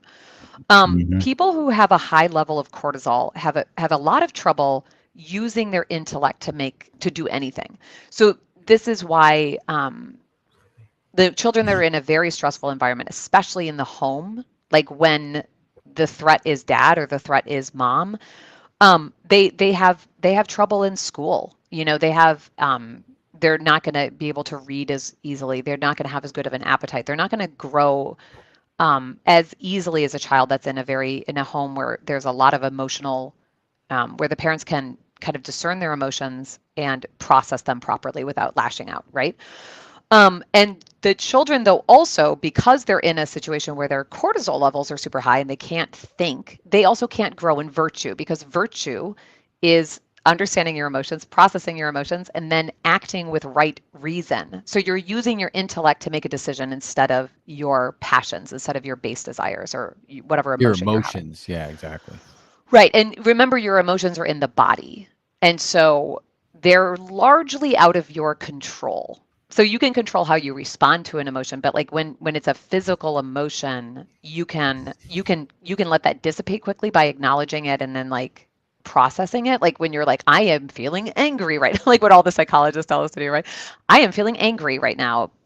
And then, you know, you can kind of sit with that, but then you can make a decision like, I am feeling angry. Should I punch this guy in the face or should I walk away? Or, you know, what should I do about that? Right. So we all know what virtue is, I think. But it when describes like the systemic why society is falling apart. Like kids aren't learning about confrontation healthily through their parents, which is great. The way you brought that up, I heard you elaborate further in saying that they always resent authority. You know, no matter who that figure is, if it's their boss, their teacher, they're always going to find some angle, and that's going to make them more discomfort. It's going to add to their discomfort in life, right? Absolutely. Absolutely. And you know, it's one of these things that's like, sometimes I feel like Christianity is stupid easy. Like where sometimes I'll say this to people, I'm like, it's just like so stupid easy. Like, of course, your child is misbehaving at school. Your parents fight all the time. Your mother is lippy. Your father is, you know, he undermines your mother's authority in front of you. Your mother undermines your father's authority. Like, of course, your child is going to undermine authority. All they see at home are their parents, who are both, in the eyes of a child, authority figures, fighting with each other or undermining each other or not working together as a team. So, you know, like with the authority structure within a marriage, we know like Christ is the head of our marriage. God is the head of our marriage, right? And then below that is the father is the captain of the ship. The father is the head of the marriage. And I like to use the captain of the ship analogy because I think it kind of works. Like my husband, it was so funny because he had so much to say about this. I wish he was like on this podcast because he was so funny when he was talking about this. Or it was just interesting his perspective, because he's like, look, if you're the captain of a ship, you're going to pick the best first mate possible. So like the captain is in charge and then the first mate is right below the captain, right? And if the captain dies or something, the first mate has to take over the captaining of the ship. And so your first mate, your wife, it needs to be somebody that is pretty competent. Like she can't just be like a total like flake, right? She has to be able, because the wife and the first mate of a ship actually do the bulk they will make the bulk of the decisions within the household generally. Mm-hmm. Not meaning that they make the big decisions, but meaning they make these like little detailed decisions. And I know, like anybody who's married that has children knows that, like, for the most part, the mom is in charge of the pediatrician appointments and the school homework and the talking to the teachers and, you know, what clothes should the kids wear and all of this stuff. So this kind of authority structure is something that we all understand living in a society in every other institution that we come across. We understand it at school, we understand it at work, we understand it in a ship, we understand the need for a captain, and we understand the need for a first mate and all of the people in the ship that have their jobs, right? But for some reason, whenever anybody brings this up in a marriage, when they're like the father's the head of the household, the man is the head of the household, people go apoplectic about that. Like they completely, like women freak out when you say this to them. Absolutely, just like they go ballistic on you. They cannot believe that you would ever imply that this man that they decided to marry, usually after dating for 3 or 4 years nowadays, right? That somehow that man is capable of making good decisions for his family in an overall sense. Like he is the one that's going to drive the family to where they need to get to. She makes a lot of decisions. I'm not saying that like women should just be like waiting for their husbands to order them around all day, but I do find that somewhat curious for a couple of reasons. One is, if you're a woman, you're married to a man, men are much larger than women. They are much more powerful than women. If that man wants to hurt you in some way, if he has some bad intention for you, you are at grave physical risk, grave physical risk. So why are you married to a man who is bigger and stronger that you sleep next to, who can strangle you in the middle of the night easily if you don't trust him? This is insane to me. Like, this is absolutely insane to me that women have this I don't think they think about it. reaction. It's absurd. Well, I It's heard absurd. a good argument on it was an Instagram reel. The guy was trying to explain to this feminist woman, like, all of these feminist ideas, men allow and protect you from, or like the whole idea is like allowed for by men, because they could just say no tomorrow, and what are the women going to do against the men? They're smaller and men are stronger. So it's like the thing is just like essentially men allowing it in the end. Right. Yeah, and that's where I think there's like a couple things going on when it comes to this kind of fear of the authority structure. And so I don't think it's logical. I think so. I was thinking about this actually, and I did a little bit of poking around, and I found this interesting article that was about this priest, this old Italian priest that kept track of the sins that men and women tend to commit. So he did some sort of tallying. He did not reveal their confessions as an individual, right? So priests can talk about what they hear in the confessional in a very general way, but they can't be specific at all. So they could say something like, I usually hear men say that they're watching pornography, but they can't say, they can't be more specific than that, because you could tie it to a person. But what this priest found was that women generally commit sins that are the sin of pride and the sins that come from pride, and that men generally commit sins that come from lust. So I don't think anybody's surprised by that men are more prone towards lust as a primary defect. But the pride thing was really interesting to me, because I'm like, really, are women struggle with pride like as a more than men? And I was thinking about it, and I think there is a lot of truth to that, because I think we often think that men are prideful. So we talk about men's pride all the time. Like, people are like, you have to appeal to his pride, and like, don't wound his pride. What we're actually saying is don't wound his honor. So we have conflated those two ideas. Like, I think men have a very strong sense of honor, but for the most part, I think men do not necessarily struggle with pride as a primary defect as far as their survival instinct goes. And so women are highly driven, and I hope you guys are following this, but like women are highly, I like that a lot. Yeah, it's interesting, right? So I think women are highly driven towards the pride. So pride has a lot of manifestations, right? but and all sins come from pride. So I'm not saying that men don't struggle with pride, but for the most part, men that we know who were like, that guy has a pride problem, we label them as narcissists. Yeah, So we have the classic like showboat peacocking Mhm. kind of, guy wearing blingy stuff, has to talk all the time, be the center of attention, blah blah blah. But we know pride is more furtive and hides in. You could have the most apparently humble person that's pitiful, that's very prideful in their self-pity. There's so many ways. Pride is the right. expert of hiding, right? That's the whole reason why Yes. it's hard to identify. It's hard to see it. And so I think with women, they have this, like, women are very adaptive to their environment. And the way that women adapt is to kind of gauge what it is that people expect of them. And then they do what they think the culture expects of them. Because I think from like an ancient civilization standpoint, women have had to adapt to what men do to them, right? So we have these old civilizations, like like I heard this one. This was like, it's not funny at all, but like somehow it just made me laugh. Um, it was about the Punic Wars in uh, ancient Rome, and they were talking about this area of this island that kept getting swarmed by barbarians that would come in and kick out the men and then take the women and the children and their house and like squat there, and they're like, you're my wife now and you're my kids, and so these men got like kicked off the island, right?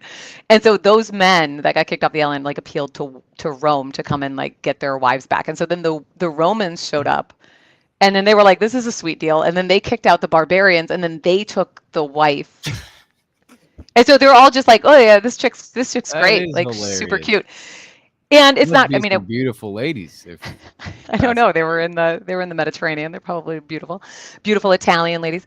Um, so I think that was kind of common. So women were just sort of like tossed, like they were just sort of had to do what men wanted them to do. And so women have grown, from like a micro evolution, not like evolution and the way that, like, but like within societies, women who are adaptive do better. They breed better. They have a better chance of survival as a species, because you have to remember that in order for a woman to breed successfully, somebody has to take care of her kid for 12 to 14 years, like baseline. That kid needs to get to the point where they can be self-sufficient and have their own children. So that's a long, and somebody needs to take care of her in order to keep her pregnant, to give her food and all this stuff, right? So I think women are highly adaptive to whatever the culture is expecting of them. That means necessarily that women have to have this certain degree of pride, because the way that we become adaptive is to very much care what people think, right? And that's going to be like a primary defect of pride. Now, for men, obviously, they need to kind of plant their seed as much as they can. And so it doesn't, I mean, I guess it matters, but like how long that woman can sustain the pregnancy. So like who they choose as a mate does matter a little bit, but kind of like as long as they impregnate as many women as possible, they're going to have an advantage from an evolutionary standpoint. And I don't mean evolution like Darwinism. I Right. mean like within Yeah. our cultures, right? And so I think what happens is that in a marriage, the idea of submitting to your husband wounds a woman's pride, because that's the only thing that I can see when we talk about this stuff, and women they get so upset about it. And it's like, why on earth in today's culture where women have all this control over who they marry, nobody's gonna, I mean, maybe in some like really weird culty kind of things, like, but are women actually being pressured into marrying guys? Like, I don't think that's like universally like a thing now. I think, right? Like, I just like decide, like my husband proposed to me. My parents hadn't even met him yet. Like well, it's probably not the way that you should do it, but like our proposal was like people were really shocked. And he hadn't even met my dad. He did drive up and ask for my hand, which was sweet. But Nice. that was good. That was good. But like I think my parents were just like, what are nobody was pressuring me into marrying him. Like I chose to do that. And so it is odd that they have this like serious um you know uh this serious pushback when it comes to submitting to their husbands. So I think that's kind of the baseline. Like if you hear these words as a Christian woman and like all of a sudden you're enraged, you need to check yourself. Yeah, Like it's there needs, wild to see the Christians respond to some of this stuff. Like oh I yeah, they follow are. some of these ladies on Twitter that kind of have a message like you, and they get some serious pushback. Or I know the one you've maybe seen her on Twitter. I think her handle is the Transformed Wife. No, I don't know who she is. She wrote an article a couple years ago saying like men want to marry what is it like tattoo-free, debt-free virgin women, and the outrage was incredible. Like all these Christian women were exploding about a very obvious thing that a Christian man I think would want. And so yeah, it's just an interesting thing in culture today that even you see it in the church, this pushback. Yeah, and that kind of pushback, like if you think about it, that's pride. Mm-hmm. Right? Because all of the things that that woman just listed, so she said tattoo-free, debt-free, and a virgin, right? Like you can't become a virgin again. Right. You can't get rid of your tattoos easily. Debt, maybe, I don't know, you could probably, pay back your student loans or whatever. But if they said to women that weren't already sort of like marked like that, like if they were younger, if that message was told to young girls, like 10-year-old girls, or maybe not 10 years old, but like 12-year-olds, like once they reach puberty and they start thinking about these things a little bit, if that was the message those young girls heard, and then they kind of could plan forward, would they have the same reaction? I don't know. I do know among my daughter's friends, like she goes to a pretty conservative Catholic school, and it's just like there's very little like of that like ragey pushback about stuff like that, like among these girls. And I'm not saying they're all perfect or anything like that, but like it is interesting, like once they kind of see in their family life, like they have this pretty stable life, and they're like, oh, okay, like, that Makes mom sense. is this way. And Catholics are really against tattoos. I think it's actually like a sin, but I don't know if it actually is a sin, but I think it's something that like they're highly frowned upon among Catholics. Like there's a debate whether or not it's a sin, because you're not really supposed to change your body. But there's plenty of Catholics with tattoos. I'm just going to throw that out there a little bit. Like it's interesting to me. Yeah. The extreme pushback that women have. And I think it is this pride. Mm-hmm. I think it's pride. Pride Well, is no. irrational. I think as you're bringing up the obvious insanity of sharing your life with somebody and not having any respect or belief that they can do anything, I think it comes back to that. We hear the evolutionary biological, the men are stronger. That's why they dominated, and that era has largely come to a close. Those who can communicate better, those are usually women. Their cerebral cortex or whatever, their frontal lobes get developed faster. Their verbal acuity is their acumen for that is better. And I think that women sometimes forget that the non-neurotic sort of anchor, that's what we call, like men can be like an anchor. They don't have to have the verbal spread or richness that a woman has to be able to make a good decision. And I think sometimes that makes women feel uncomfortable because they'll shoot like a lot of bullets and miss the target, and a man can shoot like one, less noise, more accomplished. But for a woman, sometimes that pride in seeing the abundance of being able to, I've seen men just get crushed under their women's words, where they'll just say, like, they know what's right, and they know what their wife, say for instance, is having a bad day, or whatever, and she's trying to find an outlet, and that lack of faith in their husband being able to help solve their problems is just looks bad on them for choosing to be with him, which I really like your point to that. It's like, why would you even choose somebody if they can't help you, or you don't even believe they can help you? Yeah. Like, it Or really just reflects badly on all angles. it really is. And that's why I'm saying this is like completely irrational, because if you look at a healthy, normal marriage where the people get along just fine, the women do consider their husbands. Like I have friends who are atheists, and the women I have an atheist friend couple who are so devoted to each other, but the wife does not give her husband any lip at all. Like I can't imagine her being like that towards him. Like she has the utmost respect for him. He's super smart. They're both scientists, and she has the utmost respect for him professionally and as the father of her children. So I think that these are general truths that these are the kind of the things, the way that we fall into a healthy marriage when you have two mature, emotionally mature people. That naturally women will allow their husbands to have a say. And so I think what happens is, I think, and I don't know how comfortable you guys are talking about like spiritual warfare or demons and things like that, but but what I think happens is that demons who, like according to our teaching, demons, we have guardian angels and we have guardian demons. Okay. Now this is like a little crazy. So I'm going to give you like a little bit of like Catholic teaching on demons and angels. Okay. So there's this idea that like whenever God creates a human, he creates an angel, and that angel is your guiding light. And I forget where this is in scripture, but it is in scripture somewhere. So for all the Protestants watching, I can't remember the scripture passage. I know the script. It's in Matthew. I remember. Yeah, there's another one in Peter too, I think. So yeah, so this isn't like, it's not just like some like totally kooky thing. So that these angels, so you have this angel that can help lighten your way, and it's, you know, God gives them to you. But there is this tradition in the church that is that when there's like an angel created, sometimes they reject God's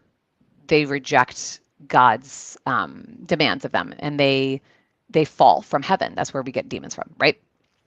Demons are fallen angels. But the problem is that angel might be attached to you already because God created it for you. So this angel that is now a demon can kind of follow you around all the time. And they know, this is where we get like the angel and the demon on the shoulders, right? That's where that tradition comes from. Do you guys remember that from cartoons? Yeah, like of course. Oh yeah. Yeah. And so from my understanding, these demons, they can access your emotions. They can't access your intellect.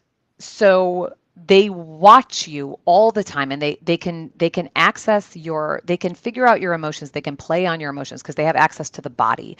That's why it's important for people to understand that your emotions are physical. Your emotions are in the body. They are not intellectual. You may have an intellectual response to your emotions, but the emotions come in physically. What you're feeling, that uncomfortable feeling you have when you have a bad emotion. I don't think there's such a thing as a bad emotion, but when you're having an emotion that causes you to feel uncomfortable, the reason it hurts is because it's in the body, right? Mm-hmm. And then the mental torture comes next. So that's where your brain tries to figure out why you're feeling this way, and it'll ruminate, right? But so the thing is that demons have access to these emotions, and they have access, they kind of like whisper in your ear, right? So they put these sort of like, they kind of like pull you emotionally, okay? And they don't have access to your soul. They can't take over your soul, but they can take over your body. We all know this because of, exorcisms. Oh, we're with you. We agree with all this. We're with you. We just watched a whole series on this topic from Michael Heiser, who goes into it in depth.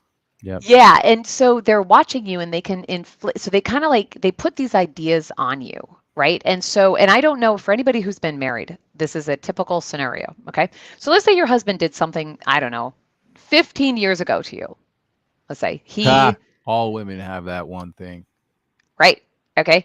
And it's kind of embedded in you. And like, we can call that like I heard one woman, Karen Armstrong, who's like this fascinating chick on the internet. Like, I don't know if she still makes videos, but anyway, she called it the petty offense file. Like, which was like, I have right. And so it's like, they can access that. So your husband might say something to you that is like completely innocuous. He has no idea that he's going to fall into this trap. You don't either. But there's this demon that's messing with you, and it's like, oh yeah, I remember that time. You remember that time that he left you at the Dairy Queen? He left you at the Dairy Queen. Remember that? Because he was mad and you were stuck there. That shows that this guy doesn't love you. And then the woman goes absolutely ballistic over like a completely ridiculous. So this guy could be devoted to you, never left you at a Dairy Queen again, ever. Didn't do anything like that, but it'll bring it out. I think personally that those kinds of difficulties, like where we become completely crazy and irrational, is that these demons are playing on our pride. So they're going to like kind of prick at it. And for women, they're going to prick at their pride and like make them go, and the women feel this like this horrible emotion which is in their body, and then their brains are trying to squash it down. So then they're trying to find solutions, right? And that's where that verbal attack comes from. Does that, I don't know. So That's wonderful. / crazy delusions. Like maybe he had Yeah. to leave the Dairy Queen because his dad had a heart attack and he didn't hate you. Just Yeah, I forget mean, about that part of it. Like left you at the Dairy Queen. he left you at the Dairy Queen, or like there could be some, you know, random thing that like, okay, so like the fight that my husband, not a fight necessarily, but like an issue that we've always had is that I am an unusually stoic person when it comes to pain. Okay. And I tend to downplay my physical ailments. All right. So I could be like in my last pregnancy, for instance, like I had a very serious health issue that probably was related to metastatic cancer, but we didn't know I had cancer at the time. I did have metastatic cancer while I was pregnant. And so I developed like a brain swelling and I had a headache. Okay. But like my version of this is to say very calmly to my husband, I have a really bad headache and I'm going to go to the hospital. Right. And so my husband, he's like, That's a really bad headache. it was a really bad headache. And I was like, I need to go to the hospital. Like I was pregnant and I was like, I got to go to the, like, I was like losing my vision. I had this horrible headache. Right. I did not say, I was like, it's probably nothing. Cause I do tend to downplay my physical ailments. Like this is a problem for me. And like, I've almost given birth in the car because I refused to believe I was in labor. Like, I'm like, no, I'm not in labor. And like, I'm like about to give birth, previous pregnancy, not this pregnancy. So I do this all the time, right? And so my husband is like, okay, cool. Like I'll drop you off.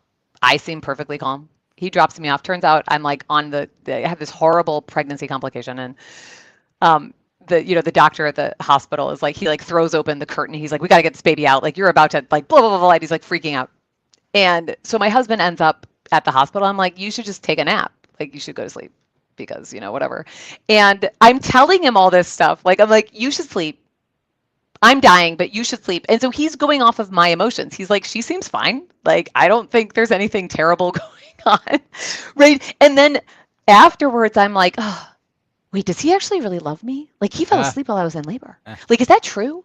And finally, my husband was like, look, like you can't get upset. And not that I was upset, but he's like, you're a very confusing person when it comes to your physical symptoms. He's like, you can't get upset with me if I'm not jumping up and down when you're cool as a cucumber, like acting like there's nothing wrong. He's like, I'm going off of your emotions in this. Like, I'm not gonna, my husband, he's super calm. He's like, I'm not gonna get all hysterical and like stay up all night and like freak out about you unless you seem like you're in trouble, right? And so that's that kind of thing where like you have these like as a woman, it's like this constant fear that we have of like abandonment or that we're not pleasing our husbands or that he doesn't appreciate us, which would be pride. You see this all the time with women. Like he doesn't really appreciate me. Like I do everything around the house, which is pride. Because if you actually sit down and like look at what each of you contributes, it's usually pretty equal. And so I do think there's like this element of like completely irrational fear and like an insult to your pride that comes up with women, where it's like a compulsion to believe that your husband is not devoted to you. It's a compulsion to believe that he's not going to stick around. And that again is usually like this place of pride, meaning you as a woman have women have a lot of trouble letting loose of those reins and letting God take over. It's very scary for them to do that. But once they let loose of the reins and they let their husband be the head of their household, and therefore they're serving God because that's what God wants us to do. He calls us to do this for our own spiritual development. It's not for any other reason than to make you closer to God. Then when it's beneficial for the marriage too, but I just want to drive home that like you could be a submissive wife and have like the worst husband in the world. Like those two things are not necessarily going to run together. Once you kind of let loose of those reins, I think that those women can grow in holiness. And I've heard this from priests, like once the women let go and they get rid of that pride and they're very humble people and they really trust God and therefore they trust their husband. That's kind of who they're trusting God through. Then they ascend in holiness very quickly. And so I think for women who are spiritually minded, if you really want to get closer to God, you've got to let go of that need for pride and that need for acceptance and that need for um, human acceptance, and only seek God in that. Does that track? Are you Yeah. guys Well, I following mean, me on this? I was kind of thinking about Adam and Eve as you were talking about this. Like, pride comes from insecurity. It's kind of our bandage. Insecurity makes us anxious. Insecurity about the future. Insecurity about what we'll do. You could go on and on and on, right? Yeah. And so Eve eats the fruit because she's insecure in God's promise, right, or in God's Yeah. commandment. And so Yeah. we always have that insecurity, or we're fighting against some insecurity, but that ascension to closeness with God is the antidote to anxiety and Right. insecurity. And in that humility, you find boldness, you find fulfillment, but it's going to cause you to recognize that you do have insecurity. And up to that point, that's going to be, I mean, for a lot of women, I feel like they're good at dispelling what they feel is the solution, and they get committed to that before they talk to their husband or their pastor or their priest. And it's almost due process. They're like, well, I'll go through this, but I know what this is and what the solution will be. I know how this is going to come to fruition and make to a head. Yep. And it's still not going to be good enough at that point. So how does a woman realize, and I guess men too will keep everybody included, where the pride likes to hide usually? Like, what does that look like real time? I mean, the Dairy Queen is great, and that awesome story about you with your husband in the hospital was absolutely fantastic. And It's I like feel a like a total lot of people tangent, can but learn from that. yeah. But it's like it's hard to see it sometimes, right? It's that's the whole challenge. Well, and that's like we're called to know ourselves and to not lean on our own understanding, right? And so I think the first thing, like I would say, Catholics have a little bit of a different approach to this. But if you're making a regular confession as a Catholic, then like presumably your priest is going to kind of pull, like they're going to start looking at this. If you make confession to the same priest over and over again, they'll sort of see this, right? But I think That's cool. the way to know what virtue you're lacking in is to look at your emotional responses to various scenarios. So if you struggle with pride, you are going to get very angry with anybody ever disagrees with you. That's the first thing. You're going to get angry if they don't see your point of view, or if they push back in any way. Okay. Which I think or you're not going to be able to see other people's points of view. Like you're not going to hear that and kind of understand where they're coming from. And this is where you get people that are sort of what my Irish friends would say, they're thick. They're thick.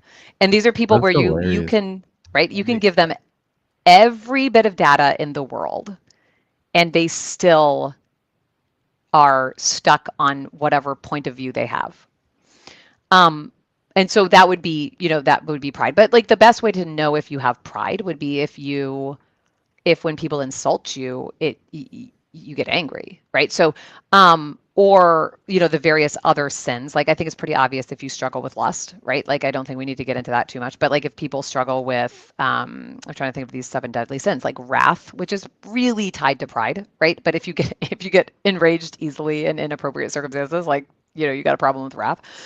And so all of those sins, I would say, like, what you're struggling with as far as those kind of primary defects and That's the 7 good. deadly sins That's by really good. your emotional responses. Yeah. Whenever she's done. So Got a couple Yeah. super chats that we should probably hit here. I think Rusty just pointing out. I think we should probably clarify on blaming a demon for the problem versus like it's still your responsibility. It's not the demon. yes. No, but it's actually acknowledging. I feel like you have to acknowledge there's a spiritual battle that's raging for your soul. So Yeah. you're not blaming it. You're just realizing that you're susceptible to certain influence. Yeah, and I Yeah. think that is one problem that some people do with the whole demonic thing is like every mental issue is a demonic thing, or like every sin issue is a demonic thing. It's like, no, maybe you just got some lack of self-control, or Paul asks you to bring every thought into submission. That's Yeah. hard work. So if you're some not people doing Yeah. do go down that path. Yeah. And so I don't think that you say it's not about blaming demons. Okay. It's your response to whatever they put in your body, like whatever they kind of like try to get you to feel, right? So again, like in order to be a rightly ordered Christian, in order to be somebody that can grow in holiness, you cannot be led by your emotions. And the reason you can't is because demons have access to them. Your emotions are information. You have to acknowledge them. And I think sometimes men a little bit, I think sometimes men a little bit have sometimes they have a little bit of trouble acknowledging what they're feeling, right? And so what I see sometimes happening, and I don't really want to like tell men what to do because I'm not a man and I don't know, I don't know what it's like, to be a man. Um, I do think what I've seen with men is that they will say, well, I'm perfectly rational. And it's like, you're not perfectly rational just Yeah, because you right. pretend you don't have feelings or you squish them down. So what that would look like in a marriage is a man will get emotionally flooded and then he just pretend like he kind of shuts down. And we see that with stonewalling, like where I don't think that stonewalling is it's almost never on purpose. It's not like they're like, I'm not going to talk to her. It's more like I'm afraid of my emotions because I'm afraid of what I might do. So I'm Yeah, just male not going to say emotions anything. usually end up with people in prison Hmm. if they're uncontrolled. Yeah. And so I think men, again, like men are big. And like women, though, they can do a lot of damage. An angry man is a very dangerous beast. Like if he doesn't have control over his anger, like he can have the feeling of anger, but if he doesn't use his intellect to make decisions and use, but he has to acknowledge I'm angry, I'm sad. Now I'm going to use my brain to figure out what to do, right? So I'm not blaming demons. I'm not like, oh, it's the demons that did it. But like, demons are in scripture, like all over the place. We talk about them all the time. So it's like they're there. You can pretend they're not there. It can make you uncomfortable. Um, but if you can kind of recognize, and like to me a little bit, I think the whole spiritual warfare thing helps because then I can see the enemy. Like I can see myself as in a battle. And so for me personally, I much prefer spiritually to think of myself as somebody that's like in this epic battle. This is probably why I'm Catholic actually, because I love epic battle scenes in movies and stuff. Like I love them and I love like that fight for good and evil and all this stuff. And I love that like idea. For me personally, like if I'm thinking I'm waging war against this dark force that's trying to pull me away from God, then it gives me something to kind of focus. Anyway, so It's that's less what I would say about that. individuated. Do you I like feel Lord of the Rings? I love Lord of the Rings. Favorite. It's Yeah. awesome. I'm obsessed. I Gandalf. love Lord of the But Rings. to your point, I think it allows us to feel like we're part of the body of Christ as it spans the generations, not just like a schizophrenic view of our generation and me. It's like the eternal realm is the eternal realm. This is a finite existence here. So the more we focus on that, I feel like it balances exactly what we're supposed to do. I mean, being a prayer warrior is entering into the metaphysical realm with your guns, your artillery, Yeah. fellowshipping, all those things. If you see that as pushing the enemy line back, I think it's very helpful. I think it's empowering. So I do too. Personally, I love to think about that kind of stuff. Right. And I have don't a want to like, question. anyway, sorry. No, go. Sorry. I don't want to cut you off. If you were going to continue on that track, No, I have nothing else to say about it. Go, please. Sure, we could talk for a long time about that subject. It's definitely a deep one, It is. and I love it. So going back, I had listened to a clip you were talking about hierarchy and respect for the institution of, for say, like a husband who's at the top. You had brought in the analogy like a president and like Joe Biden. Like say, I don't like Joe Biden as president, but you would respect him and speak to him politely, even though you didn't, you don't respect him being the president or his decisions in office. You still respect him as You respect the the office. president. Yeah. Yes, the institution of the presidency. You're giving respect to that. And you had brought that, like maybe there's a crappy husband, right? And I was thinking kind of like beginning with what we were talking about earlier, these women that don't trust their husbands and basically not trusting themselves for maybe they didn't maybe they didn't choose the right husband to begin with. Maybe they chose like a bad boy or whatever. Now they got a piece of crap on their hands anyways. Could you elaborate like you were saying, you speak to them politely, like you would Yeah. speak to them with respect. Doesn't mean that you necessarily are agreeing with them all the time. That doesn't mean that's what submission is, right? Yeah, so I think like people a little bit overthink what this looks like in real time in a marriage. Okay, so what basically when your husband comes home from work, you're like, "Hi, how are you? How was work?"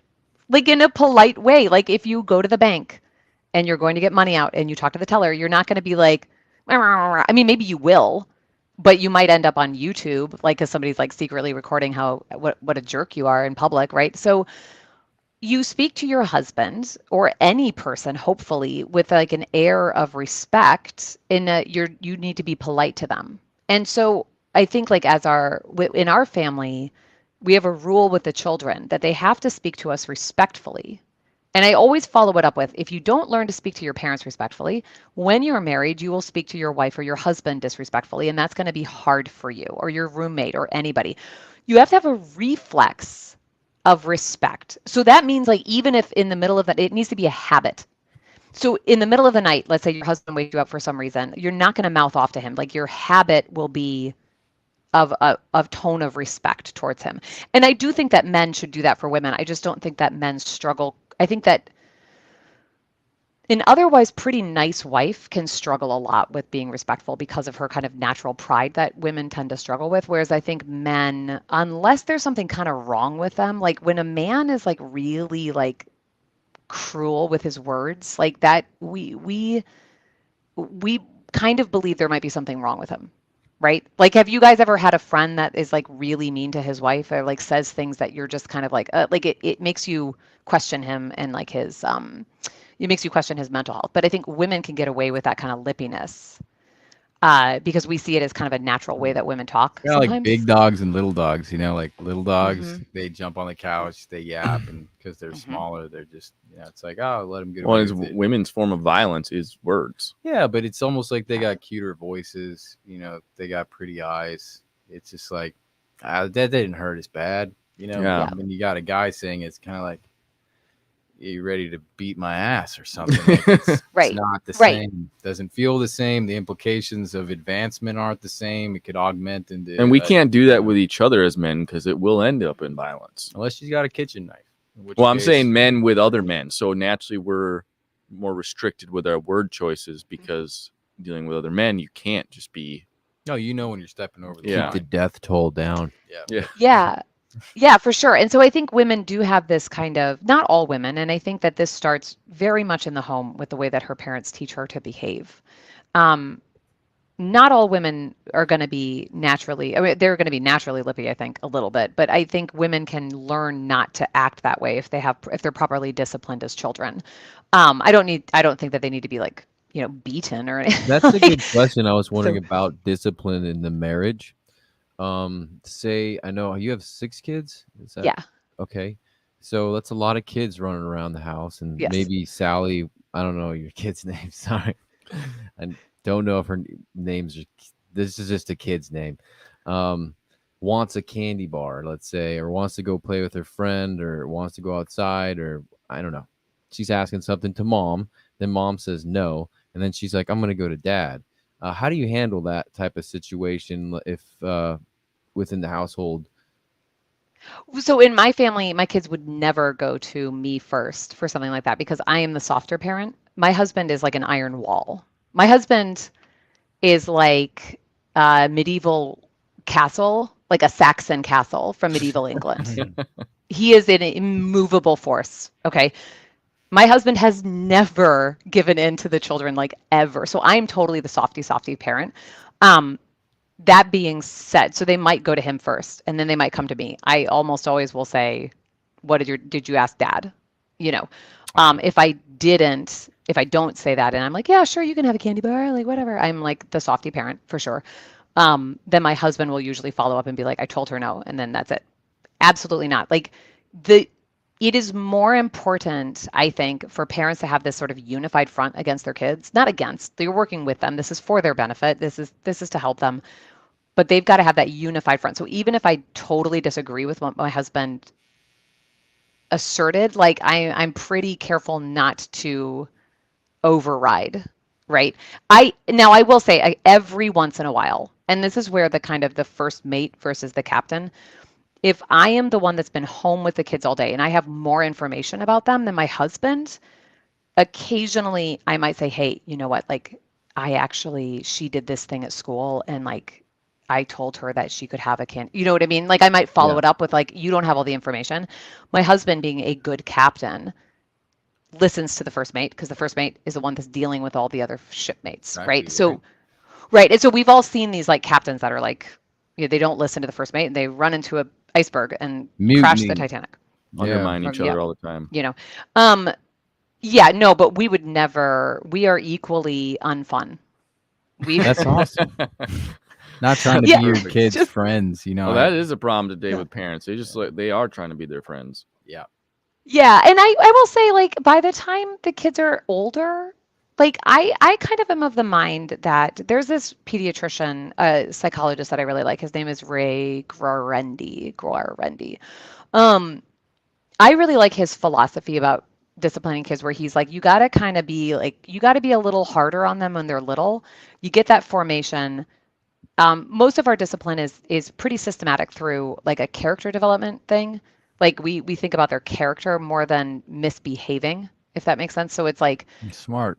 whenever they do something naughty, it's like, okay, well that was, you just broke this fourth commandment, and that's why this is a problem. And so we kind of try to explain, like, from a virtue standpoint or a character standpoint, why that could be an issue. But what he says is, he's like, by the time kids are teenagers, like, your oversight should be pretty minimal, and unless you haven't done that work at the beginning, right? And so my teenager, I mean, I don't really feel like I'm disciplining her very often. Like we certainly don't get into fights. Like I would say, like we're friends. I mean, she likes me. We Yeah. we enjoy each other's company. But yeah, I know what you mean. You don't need to be there. You don't need to be afraid of your children. And I think a lot of us are afraid of our children having like an outburst or something. And it's like, you don't, like, with little kids, like they shouldn't be the dictator of the house. Although our toddler definitely is the dictator. And like I said to the kids today, she's 2, she is a nightmare. And I said to all 5 of the other kids, I was like, listen, at some point, we all need to band together and decide universally that we're going to start saying no. Like, against this little tyrant who just runs. I mean, she is awful. Like, and it's somebody always gives in, right? So I would like had a meeting, and I'm like, listen, like, check this, bro. Like, I know you're 4 and like you want to give your sister a cookie. Like, I get it, but like we all gotta like band together because this kid is like she's a dictator, Strong-willed. right? Very strong. Yeah, That's but so I hilarious. think parents need to have like a very unified front. And again, that requires a fair amount of communication. And I think a lot of people go into marriage, they start wounding each other, or they have all these unmet expectations, or there's all these issues with communication where you actually, like, in dysfunctional marriages, it gets to the point. Okay. I always thought that communication was talking about your feelings. Like, that's what, when people are like, you have to have healthy communication. I was like, oh, I'm going to talk to my husband about my feelings. I'm going to be like, I'm going to communicate with you about my feelings that you are a total jerk, right? That's not what communication is. Communication is actually communicating information from one person to another that they need to know. And so in an unhealthy marriage, when we stop communicating, it looks like, what are we going to do about discipline in the household? That's communication with your spouse. Like, I need to talk to you about the discipline of our children. We need to have a conversation about this, right? In unhealthy marriages, that doesn't happen. People can't even sit down and communicate about these very basic things. Like, there's like a total breakdown. And so that's where you get these like super dysfunctional families that can't, and they're very disorganized too. They can't ever get out the door on time. They can't do anything on time because they literally are unable to communicate. And I think one thing that happens is, if women have this sort of lippy, disrespectful tone with men, that the men are going to pull back and they're not going to want to have any conversations with the women at all. And that's kind of what starts that breakdown of communication. Exactly. Right. And it's terrible for your children, and I think for me personally, it's like, I care about people being happy in marriage. I do. But to me, like, the thing that really hurts me or really worries me are these little children that are being raised. They're helpless. They're completely helpless.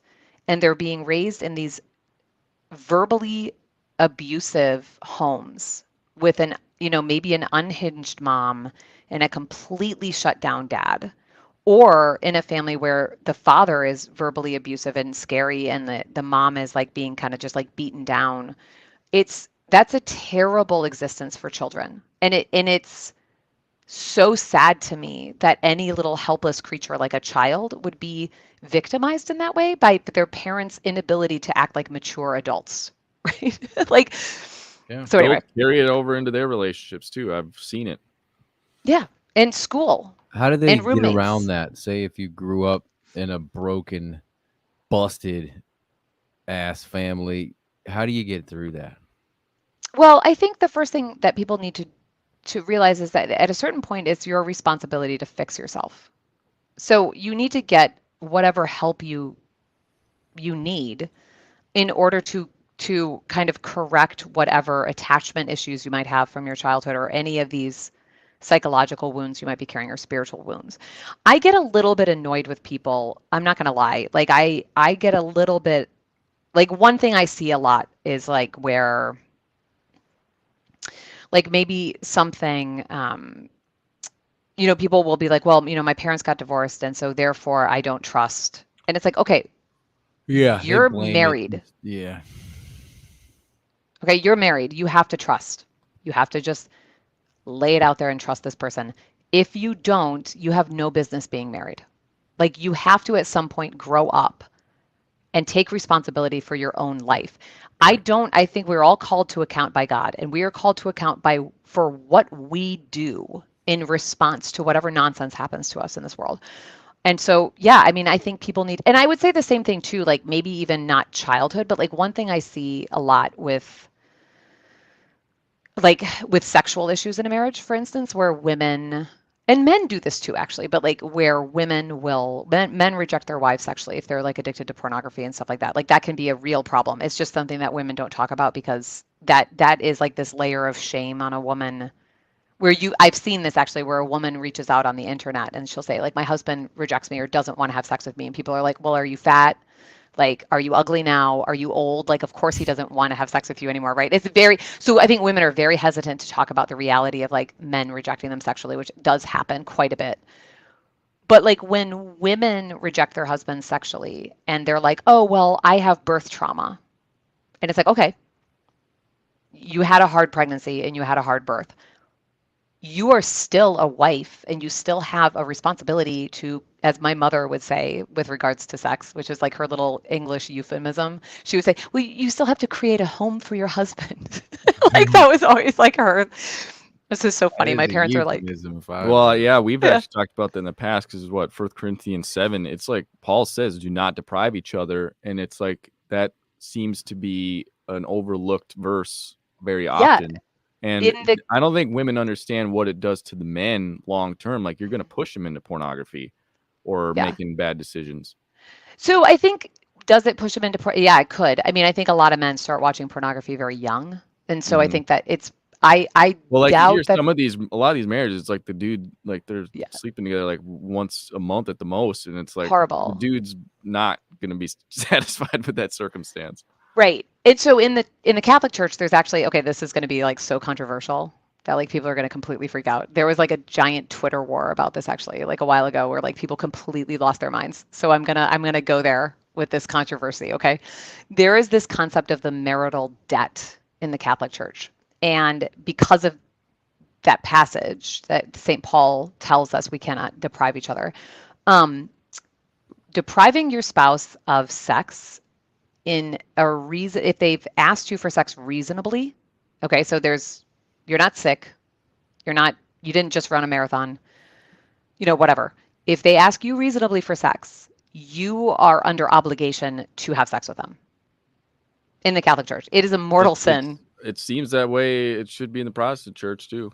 Mm-hmm. So it's a mortal sin, and a mortal sin in the means that you are spiritually dead. So you're cut off from grace if you reject your husband for no reason.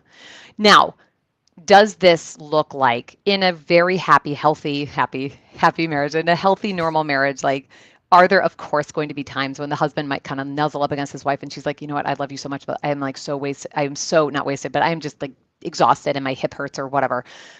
Is that a mortal sin? Probably not. We're talking about like rejection in order to really hurt your spouse, and like a rejection that is completely Weaponized.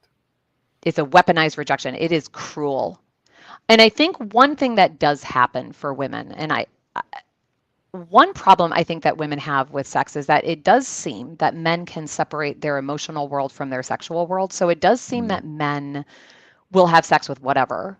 And so I think for women who they don't understand, and honestly, I don't understand it. Like, I don't understand the need that my husband might have for an emotional connection to me sexually, because I'm like, but you're a man and like you guys don't have emotional connections to sex.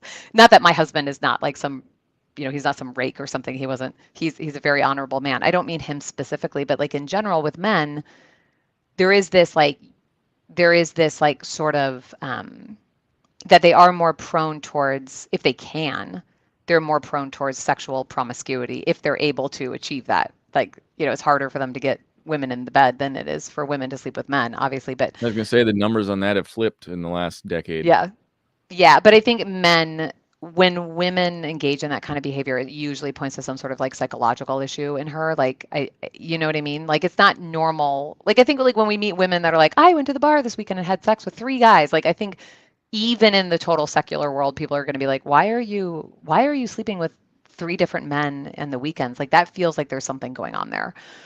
But for men, not that that's seen as like completely normal and healthy, but like it does seem that there's a lack of emotion connected with sex.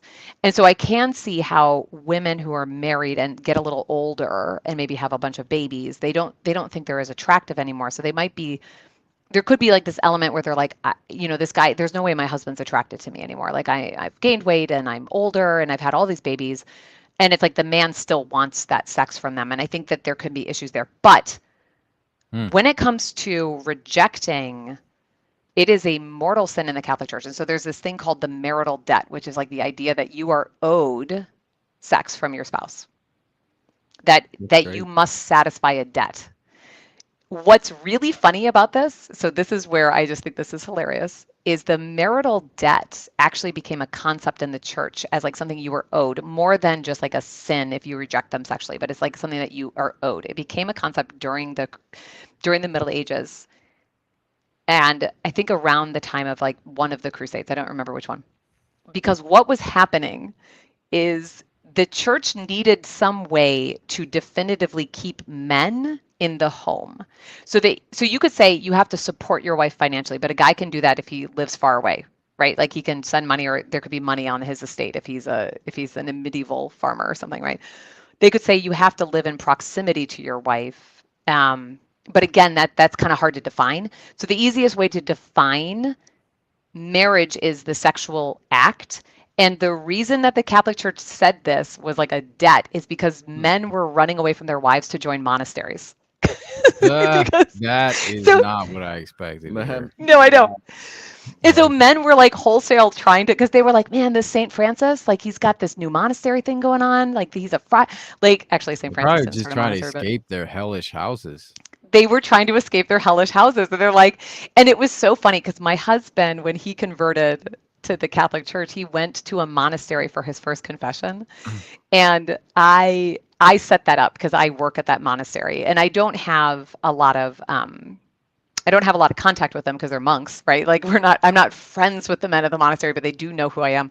So I set up this appointment, and I thought to myself, I was like, is he gonna come back?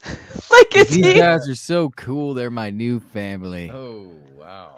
And the monk that he went to confession to is like he's just like my husband. Like they are so similar. My husband's super quiet. He could totally be a Benedictine monk. Like he is so calm and quiet. And I'm just imagining the two of them just like staring at each other, and like my husband confessing some sin, and like this monk being like, "Yep, me too." Like me too. Falling in love.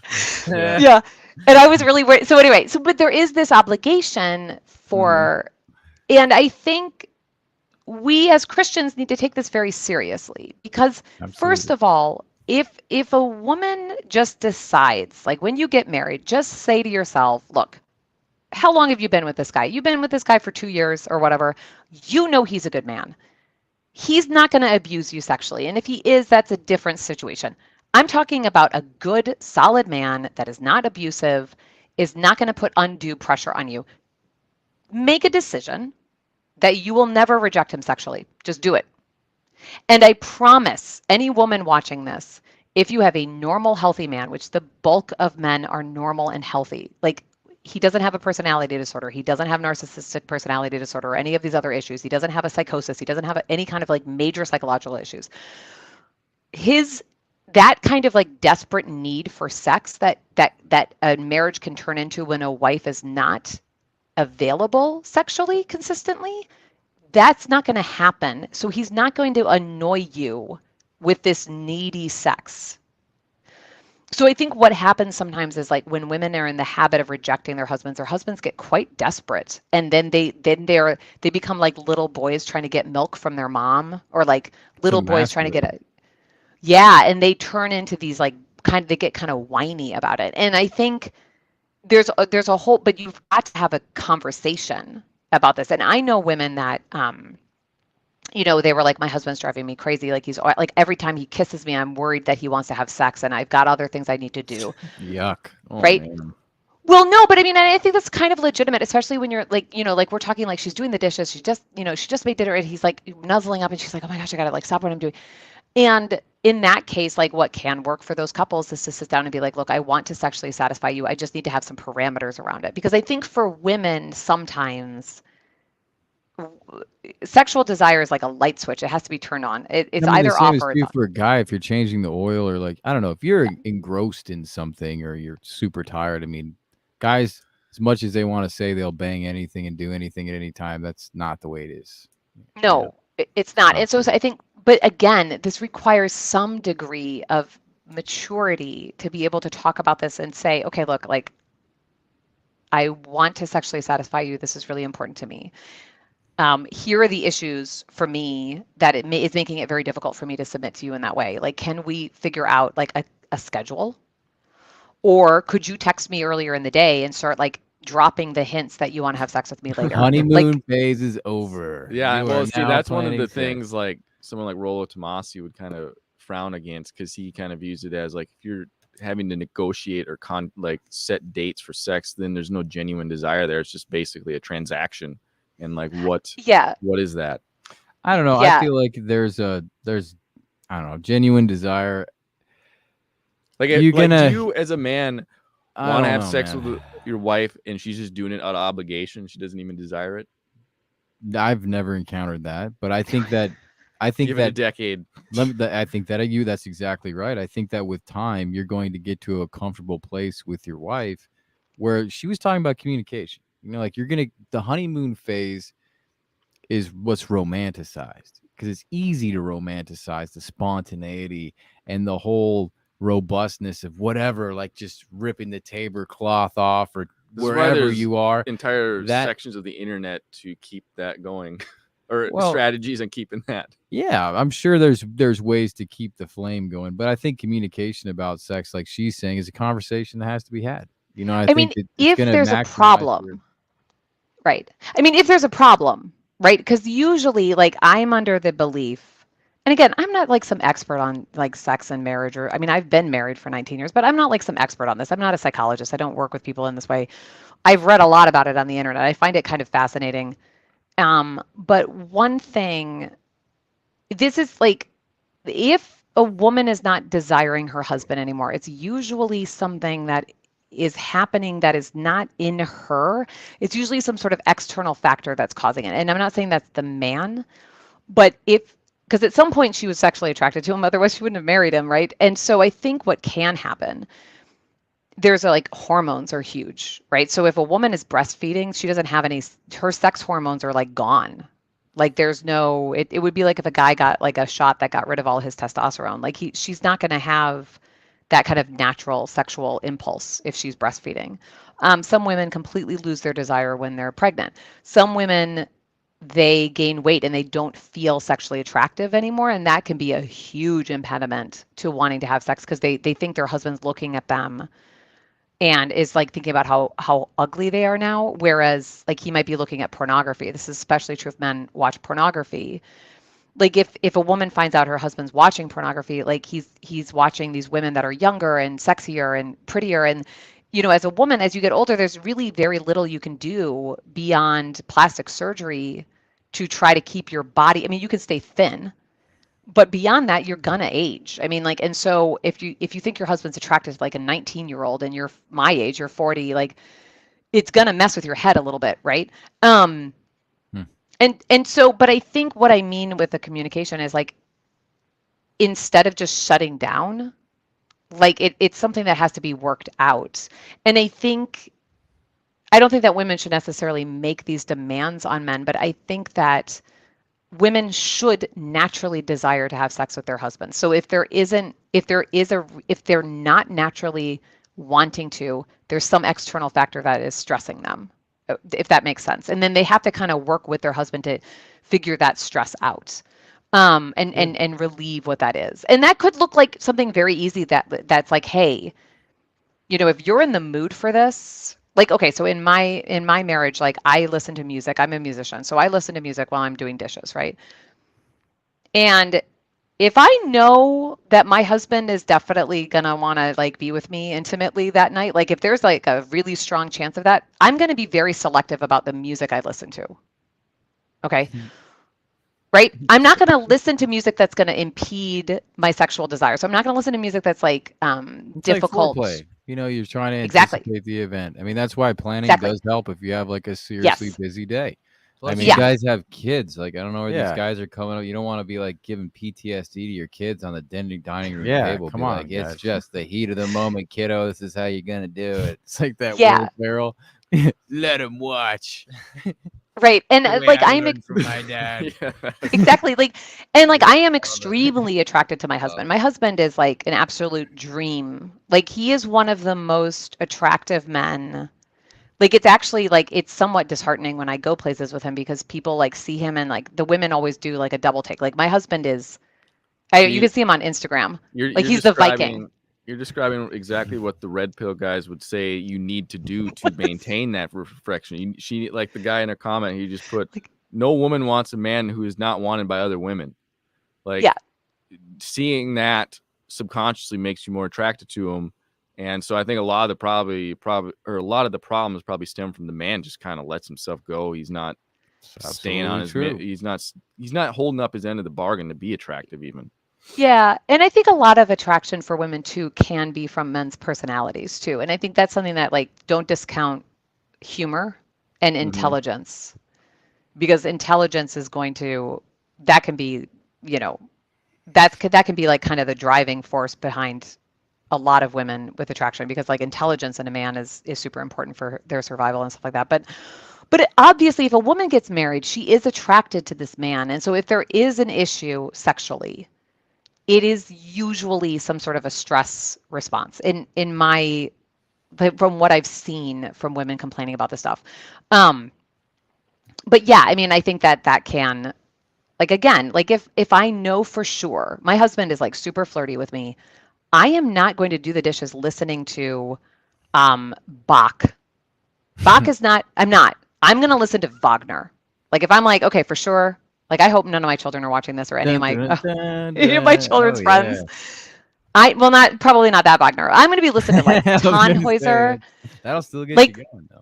Yeah, no. There's some like super romantic Wagner out there, right? Like I'm going to be listening to like, you know, deeply romantic stuff. Like I'm going to be very selective about that because as a woman, I'm highly influenced by my environment, which is that kind of pride thing, right? Morose. Right. And so, but I think in a healthy marriage, it's like these are things that the baseline is you can't reject each other sexually. In the Catholic Church, it is a mortal sin. I was taught this in RCIA before I became a Catholic. That's the classes you have to take to be Catholic. And it was funny because this is all for adults. And like when the priest was like, all right, guys, we're going to talk about the rules of sex in the Catholic Church. And he's like, when you can reject your spouse sexually. And like all of the students like grab a piece of paper and their pencil and they're all writing it down. And like all the dudes are like writing this down to be like, wait a minute, when is she allowed to reject me? But you know, it's under like extreme circumstances. Like like you're not just tired from a long day of work. Like you just ran a marathon tired. You are super incredibly sick. Like Yeah, you have the otherwise anything flu. would be an excuse, right? Acutely sick. Like I have stage 4 cancer, but it doesn't like limit my ability to like be intimate with my husband. So that wouldn't be an excuse. I couldn't just be like, I have cancer. I shan't. I shan't. I want nothing to do with you because of my cancer. And so anyway, but I do think that like women are, it's imperative that if a woman is rejecting her husband sexually, that woman and any woman that's watching this right now, you need to figure out what's going on. You need to figure it out. You either need to solve it on your own. You need to see a sex therapist, or you need to bring your husband in and you've got to get to the bottom of what's going on. And it could be something very simple. Like, for instance, he demands sex in times that you're not prepared for because you were listening to Bach while you were doing the dishes. And now you're in some meditative state or something. It's a ridiculous, like, but you've got to take care of that. And as an adult woman, as a you have to be a grown up about this. Like, and it, you know, I mean, I don't know. I have a lot of thoughts about like what happened sexually with people, and I think most of it probably stems. Here's I a was super thinking of- chat okay, that, to, like- from Bill. He's one of the guys in our group. He said communication about having sex will at best result in obligated compliance. The only way desirable to stay genuine is if the husband has other options, regardless if he chooses to exercise them or not. Basically, so he's basically describing what you just said on how women double take your husband, and how that probably makes you likely desire him even more. And so a lot of the kind of the red pill topic on that is it's stay like attractive as a dude. Like Right. that will help you out on this topic. Well, and I think too for women also, like if you, like I always say this, and it kind of, I think it can be slightly offensive, but it's like, if you're a woman, would a reasonable man who's within a reasonable time frame of your age want to date you? You're a married woman. Like how many men would want to date you? And I don't mean like think about dating other men, but just like, you know, like I'm 40 years old. So like, would a 50-year-old man want to take me on a date? If the answer to that is no, and like think about this as like a woman in a marriage, if the way that you behave in your, let's say that this man, this slightly older man that might take you on a date, let's say he's watching the way that you interact with your husband, that's the deciding factor of whether or not he would take you out, and he has like a little spy camera on your behavior in marriage, would that guy want to invest in you? Because if other men would wholly reject you, why would your husband bend over backwards to please you? Like, not that, and it shouldn't be dread. Like, I don't think anybody should be manipulating their spouse by making them think that they're going to marry somebody else, like, or leave them for somebody else, because I think that that's a kind of a dangerous game that you can play. I certainly would not. That would fill me with like tremendous anxiety if my husband ever held that kind of stuff over my head. Like that would fill me with dread. I don't think I would respond. Like, I know that's the point, but I think for me personally, I would just like shut down. Like I think that I would pull back from him if that were the case. I acknowledge that he is a catch, you know, but I think from my perspective too, like, would a reasonable man be like, yeah, like she's okay. Like I'll take that chick out on a date if I were single. Like I don't really know, but my husband's happily married to me, so that's not really something that I have to worry about. But like with women that are not happily married, I'm like, what is it like? Does your husband actually think you could divorce him and like remarry somebody else? Because if he doesn't reasonably think that you have other options, then what is his motivation? Like if he just thinks you're some slob that doesn't take care of yourself, what is his motivation for sticking around with you? Or not just sticking around, but what is his motivation for like keeping you happy, right? So anyway, it's just something to think about a little bit. But I think also like with the respect aspect with women is like in a marriage, like, are you a respectful woman? When you talk to men that you're not married to, do you treat them with respect? Like that's another thing. Right? Like, do men have like sort of like do they dislike you Like, are you a woman in your community that, like, if your best friend's husband was stuck with you somewhere, would he be like, oh no, I'm stuck with Jenny, she's the worst, right? Like, you got to kind of think about that, anyway. Yeah, I mean, Really like No. that perspective. It's a good one. Sobering. It's a topic too the church will not touch for the most part. I'm Yeah. guessing the Catholic Church, do they touch that on like a sermon on a Sunday? They probably are even a little nervous about that. about what, sexual obligation in marriage? Yeah, that topic. I mean, it is listed in your examination of consciences, I think. Yeah. I don't do like the basic examination of conscience anymore. I have a different one, but like if you go look at the list of mortal sins in the Catholic Church, yeah. I mean, that's what we were taught this in RCIA. Right, but would they teach that? So they teach it in like those classes, but would they teach it out of the sermon pulpit on a Sunday mass? Probably at the traditional parishes that I've been to, yeah, Yeah. I'm pretty sure that those priests probably bring it up. Would they bring it up in like a normal, I don't know. I'm trying to think of like any of the like regular Catholic churches I go to. Like I could see some priests bringing it up. Yeah, I could see some priests. Yeah, it wouldn't be quite as crass as the way that Right. it would be like this, like we should be opening our hearts to each other and not stop, Yeah, I think that it's a teaching that like, but it does make people mad. And I don't know why.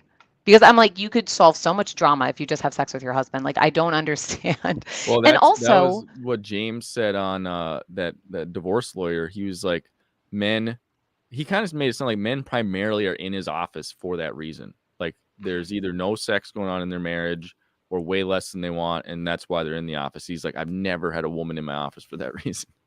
no. And I think that it's solved, like, and the thing is with sex for women is the more you have sex, the more you want to have sex. Like, you can't stop. That's why, like, when we're talking about these nuns or whatever, like when we were talking about these women that like go to convents or whatever and they never even think about sex again, like women you have to like actually engage in sex in order to want more sex. Like once you stop, it becomes too awkward to go back. Right? Like if you haven't had sex with your husband for like a year or something, like how on earth are you going to get back into it? Right? Like, I don't know. I just think there's a lot of wisdom. Like my mom always said, she was like, you got to create a home you got to create a home. And I will say, like growing up in my family, my mother would never stay up late with me. Like we would be talking, right? And my dad had already gone to bed and my mom's like, I need to go to sleep now. I need to go be with your father. And at the time I was like, why is dad so needy? Like, I was always like, why is dad always like need mom? Because she's like, well, your father, he wants to cuddle or whatever. He needs to snuggle or something.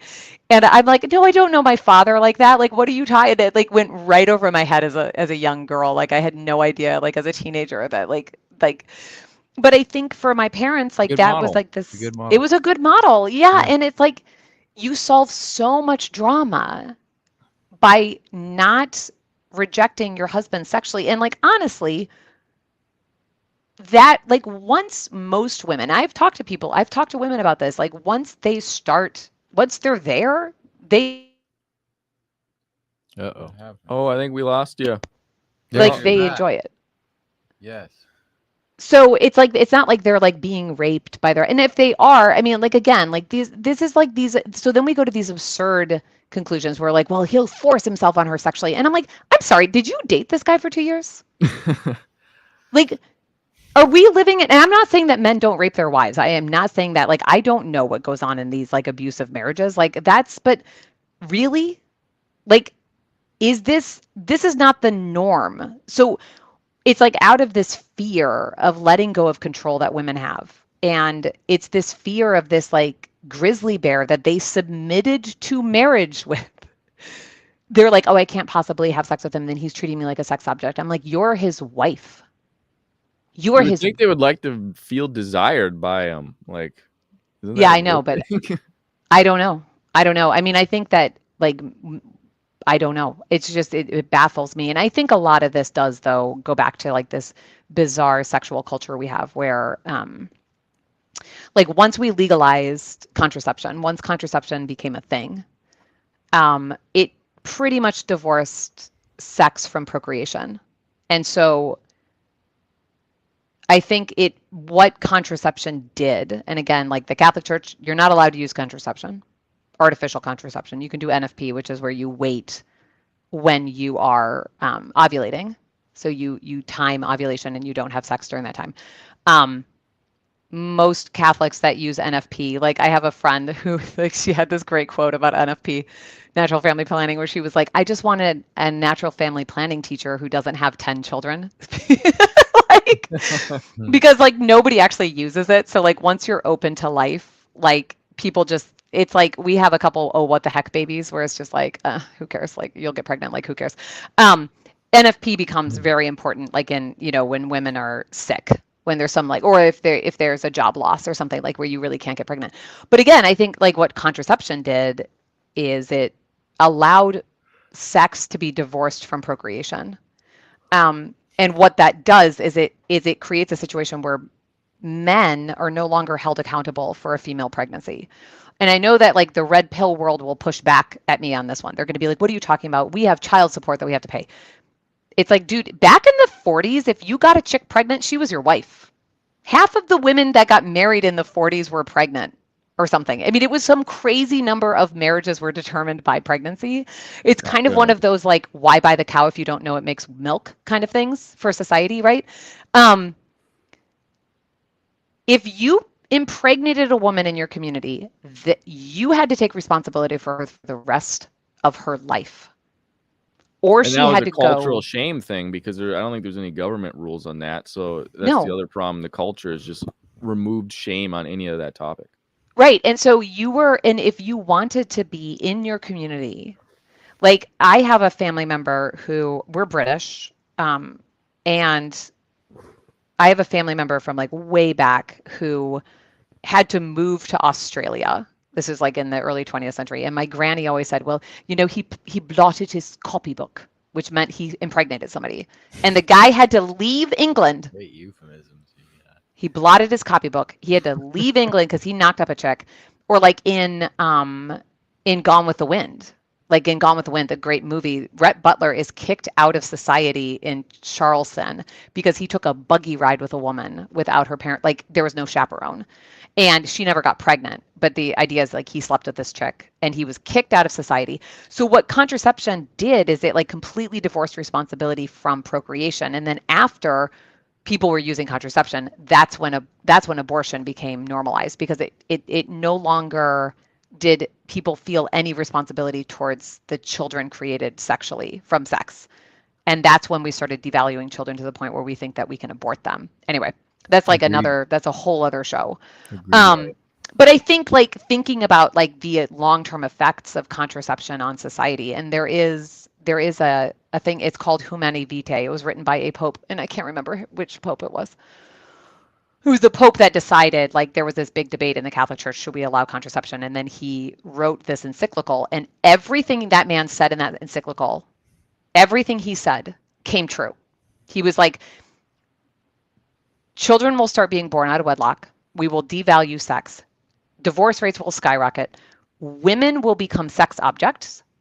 And all of these effects of contraception that this guy was worried about. This is one of the reasons I actually converted, because I read this and I was like, whoa. Prophetic. Like, yeah, I'll give it, I'll like link it somehow to you guys. But anyway. And I want to just underscore the fact that you've communicated this pretty expressly, but obviously if you're Catholic, you can have sex for just the gratifying element. You don't have to procreate. No. In order to, okay. Some people, this is we had a question earlier. Absolute challenge we deal with being Protestants and Catholics, and these his half-baked question ideas was, people does have. Catholicism teach that sex within marriage is only for procreation? Yeah. No. So sex in marriage is procreative and unitive. Yeah. And so different can, facets of it, right? Yeah. So it can neither be purely for procreation nor purely for. That's absurd. You can't like take them. Yeah. Yeah. No, so I mean, you can have sex whenever. You can have sex when you're pregnant. You can have sex when you're infertile. You can have sex when you're postmenopausal. It's just that by frustrating the natural order of the world, by using artificial means to frustrate the body's Removes natural the desire to. consequences of it. Yeah. Can you And so scroll up to Bill Clinton's post? That was the one I just No, read. the last one he did. This one. Yeah, so I just wanted to clarify something for our listeners, if you could show it. So, communication about having sex will at best result in obligated compliance, which what he's insinuating is that obligated compliance is not as good as what I know he's alluding to genuine desire. But I think if you have genuine desire, first of all, for God, you're going to have a discussion on our obligations to spouses to have sex and what that actually means. And I think that's what our guest Jenny here is trying to get at, is by being responsible believers, we're going to be responsible about our duties to sex and the compliance within that according to our faith. It's not some kind of arithmetic that takes all the romanticism out of sex. It actually adds to it. It's something adults do, maybe not, yes. Teenagers in high school, but also on the end of he's talking about men having other options. Men always have other options. What I think he's saying is better options. So when a woman sees their husband being attractive, not like you said, not just physically attractive, but he's progressing in life. He's getting smarter and sharper in the things that he's doing in business or whatever it is that he's applying himself to. He's moving forward. He's moving somewhere, as well as his physicality, making the version of himself, the next iteration of himself, better than the last, makes his options, or what his perceived options would be, he's a better investment as a man. So it's not just options, because men can go anywhere they want to find sex or pay for sex or anything like that. And that's unfortunately the common circumstance that men who have no progression end up doing.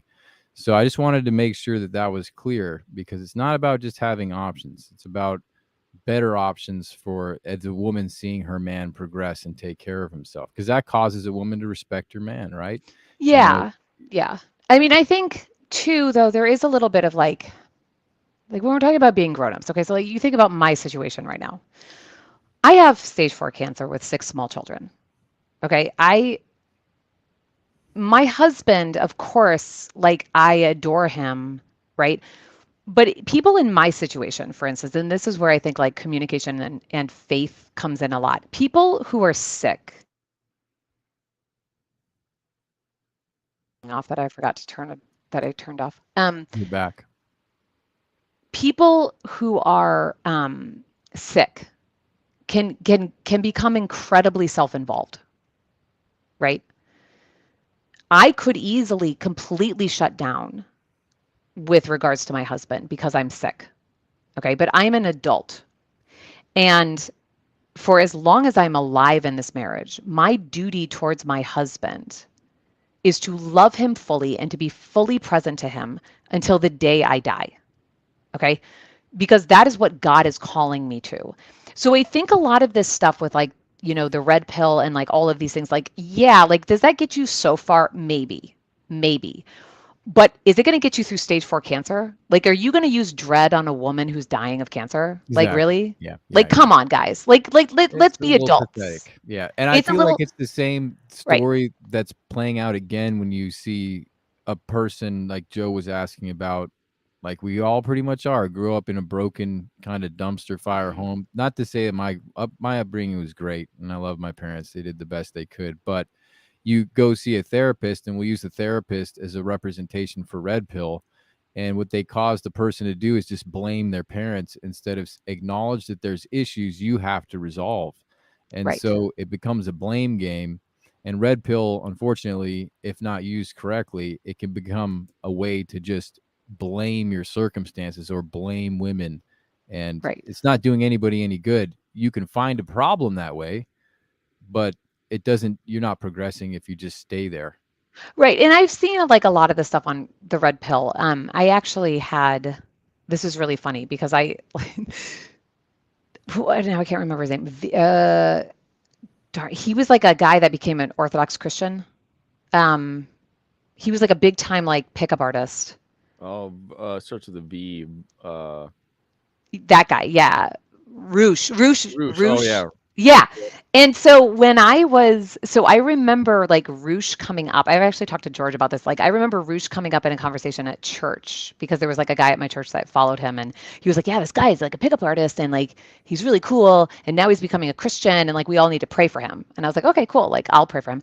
And I was driving and I like was like, reading about him and whatever. And I was like, this is a fascinating story. Right. Um, anyway, long story short, I ended up praying for this guy and I was on the Kennedy Expressway, which is like the ugliest expressway you can imagine in Chicago. And I was like under this underpass and I was praying the rosary. And I look up and there's this white dove on the underpass, like underneath it, like sitting there. And it was like this perfectly bright white dove, like as I'm praying the rosary for Roosh, which is like the silliest, weirdest, but like kind of amazing thing where it's like I'm just like this random Catholic chick that has no need for the red pill, right? Like like in a happy marriage, and I happen to like stumble upon this person, and now I'm praying for him, and he becomes a Christian, and like I see this white dove, and it was just totally weird. But anyway, so I kind of fell into that. I was reading a lot about the red pill, and I think there's a lot to be said for it. And I think that our culture kind of understood a lot of those concepts. So there's a lot of operas and things. There's an opera called Così fan tutte, which like quite literally means all women are like that. Like it doesn't actually completely translate, but it's basically like they are all like that. Like that's the name of the opera. Um, but I think, and it is about these women that cheat on their boyfriends, and it's a beautiful opera, beautiful music. But like I think there are limitations because what the red pill, it's very based on like evolution. But the thing is that like a Christian has to come out of their base desires. They have to get past the point of only using the information that they have physically. And so you got to get away from this like base, this sort of primal way of thinking. And that's what Christianity is to take you away from that kind of like really animalistic, way of relating to the world, and then recognizing that your intellect can be enlightened by Christ. It can be illumined by Christ. So you can Right. ascend, right? And so again, like I get it with the red pill where it's like you have to have desire for him because, he might run off with other women. And it's like, okay, look, like I have cancer. like like my husband, like I could, I'm very sick. Like I don't know how long I'm gonna live. Like me thinking about my husband being like some hottie hot, because like there's a good chance that he's going to get remarried. And so that's not gonna like help me feel better when I'm really sick with like that's not going to give me any kind of like desire to be closer to him. It's actually going to kind of want me to be like, you should just go and divorce me now so that you don't have to go through that process of grief so that you can find a new wife. Yeah, Right. you're So a badass. You don't have victim mentality, and because of that, you're able to enjoy everything that you can. I like, mean, I mean, everybody would be using that. Most people, and under your circumstances, would be like, I have the perfect excuse to just go be a bitch for the rest of my waking life. And well, you're not doing that, so and it's a it's fear of the amazing. Lord, right? Like I don't want to, and I've had some models with this. Like I know a woman that died of cancer last year who was this devout Catholic. Three or something like 2,000 people showed up at her funeral. Gee, wow. This chick was unreal, unbelievable. Okay, to be in her presence, you were like, and I've talked to her husband multiple times. We have grown very close with our families, obviously, like in our circumstance. And I've asked him, I'm like, did she cry a lot? He's like, no.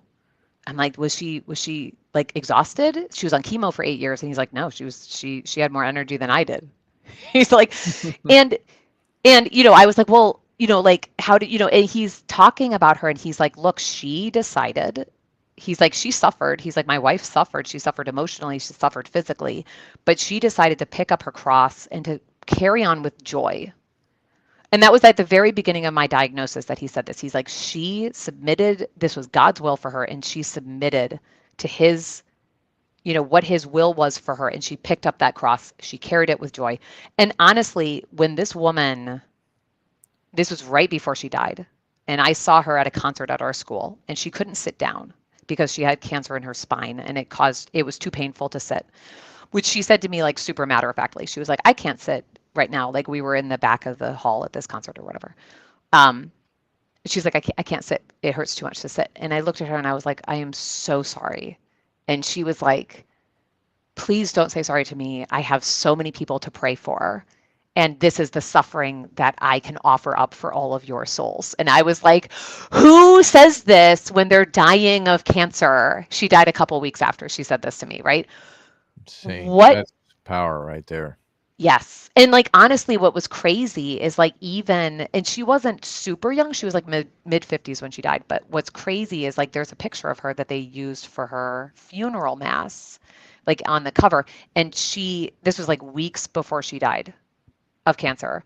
And she was so beautiful, like Wow. beautiful in this like deeply beautiful way. Like not like, oh, look at that hot, pinup model, No, but it's like a brilliant, shining sort of saintly look, right? yeah, yeah, it Yeah. was crazy, like I believe it. crazy. I So believe it. I do think with God's grace that you can overcome anything. It's not that that woman in particular was special. She was because of her will, because she decided somewhere along the lines that her will would be for Christ and Christ only. And that cancer and all of the suffering that came with that, like that would not deter her will, Mhm. and that she would pick up that cross. And so like, and that she was such a, to be in this, like, I can't even begin to describe, to like be in this woman's presence. Mhm. And so anyway, I'm just saying, it's not like, I don't feel like I'm like some badass or something because I can, it's just like, to me, I'm like, I fixed my will on Christ and this is what he's demanding of me.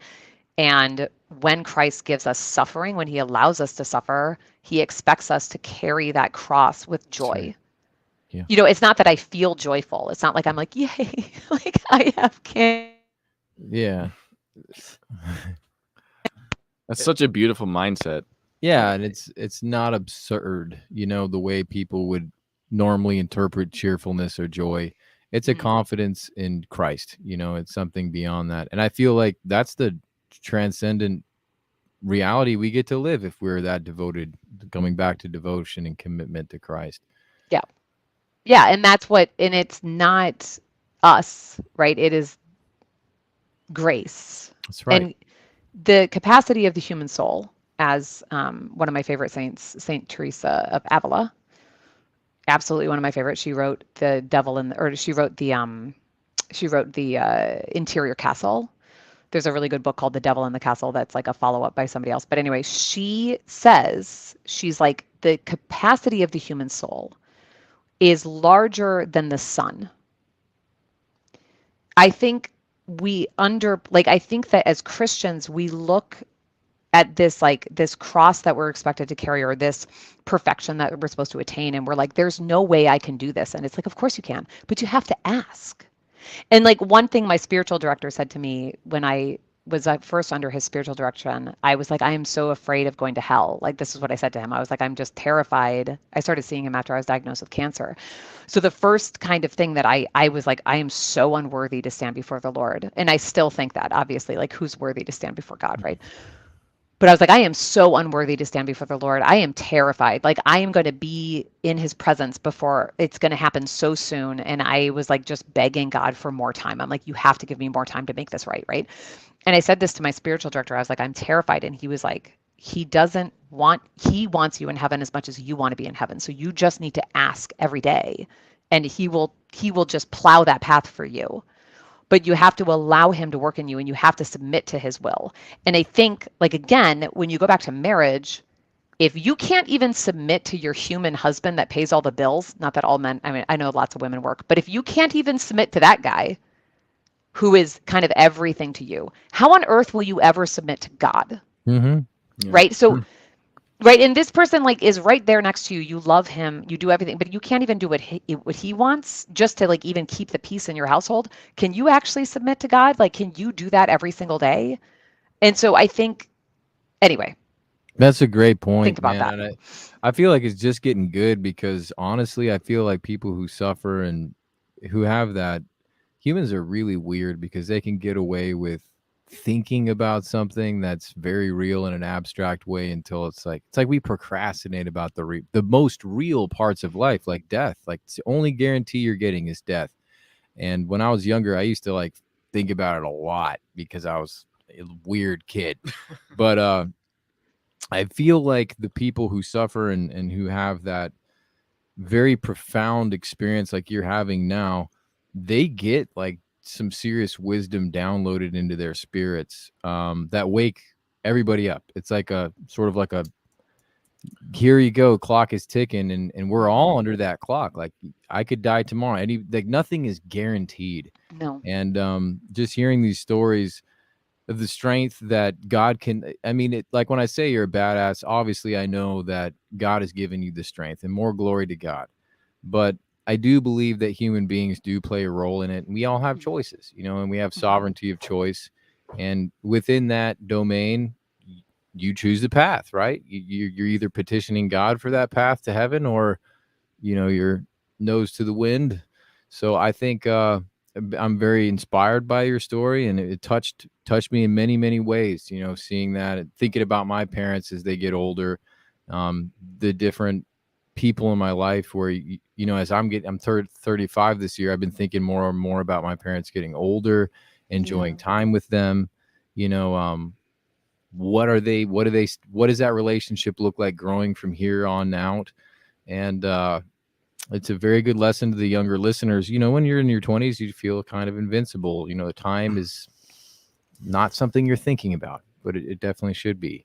There's an urgency to life, and you can squeeze the lime, you know, or the lime of life, like you were saying about that lady, even in death, looking beautiful. Like we have such a different we can have such different expectations in facing these things as believers. Yeah. Yeah. And I think that's probably like a little bit like this sort of delayed death that we all kind of expect to live to 80 now. And I think that's part of the reason why our culture has kind of lost its faith. Not that I think it's a very good thing that we have medical care and all this stuff, but like I kind of feel like back in the day, like when everybody, like when your wife was like dying in childbirth regularly, or like, you know, you got a paper cut and then you ended up with gangrene and died. Like I Different think, sense of urgency going on. Well, you cherish things, right? As a result. Like you I think so. cherish. I think so. And so I think, you know, anyway. It's Well- funny because people talk about gratitude training, and in my prayers, I've become kind of simple a little bit. The past few months, I like thank God for my bed, you know, and for my toothbrush. And it sounds stupid, but really, it's like I am thankful for these things, and without them, that would suck.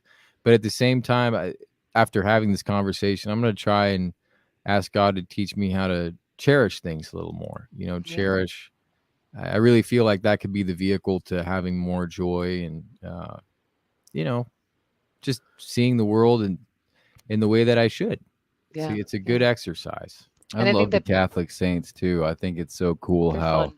they each have a story that's specific to like a certain like life that they had to live. Like even just hearing, and you can identify with them. You know, you can Yeah. think and like you can know that there are other people in the world that are identifying with them too. You know, that you all are connecting with, and like it's like the same, you know, plight that you guys are all connecting with, and it's powerful. Mhm. And I think that's awesome, you know. Yeah, and I think love that's it. a really cool thing that a lot of Protestants are like, oh, they pray to saints. I'm like, well, you're missing a lot of great stuff that comes along with that territory, bro. Like, Well, and there's a lot of technically, awesome stuff going on there. we're not technically praying to them. So we ask for their intercession because we believe they're alive in heaven. So like they're closer to God. So that's why we like petition. Like so it's like when I ask you for prayers, if I'm like please pray for me, it's like because we believe that there's like this interconnectedness, like it's the communion of saints. And so they're alive in heaven worshiping God.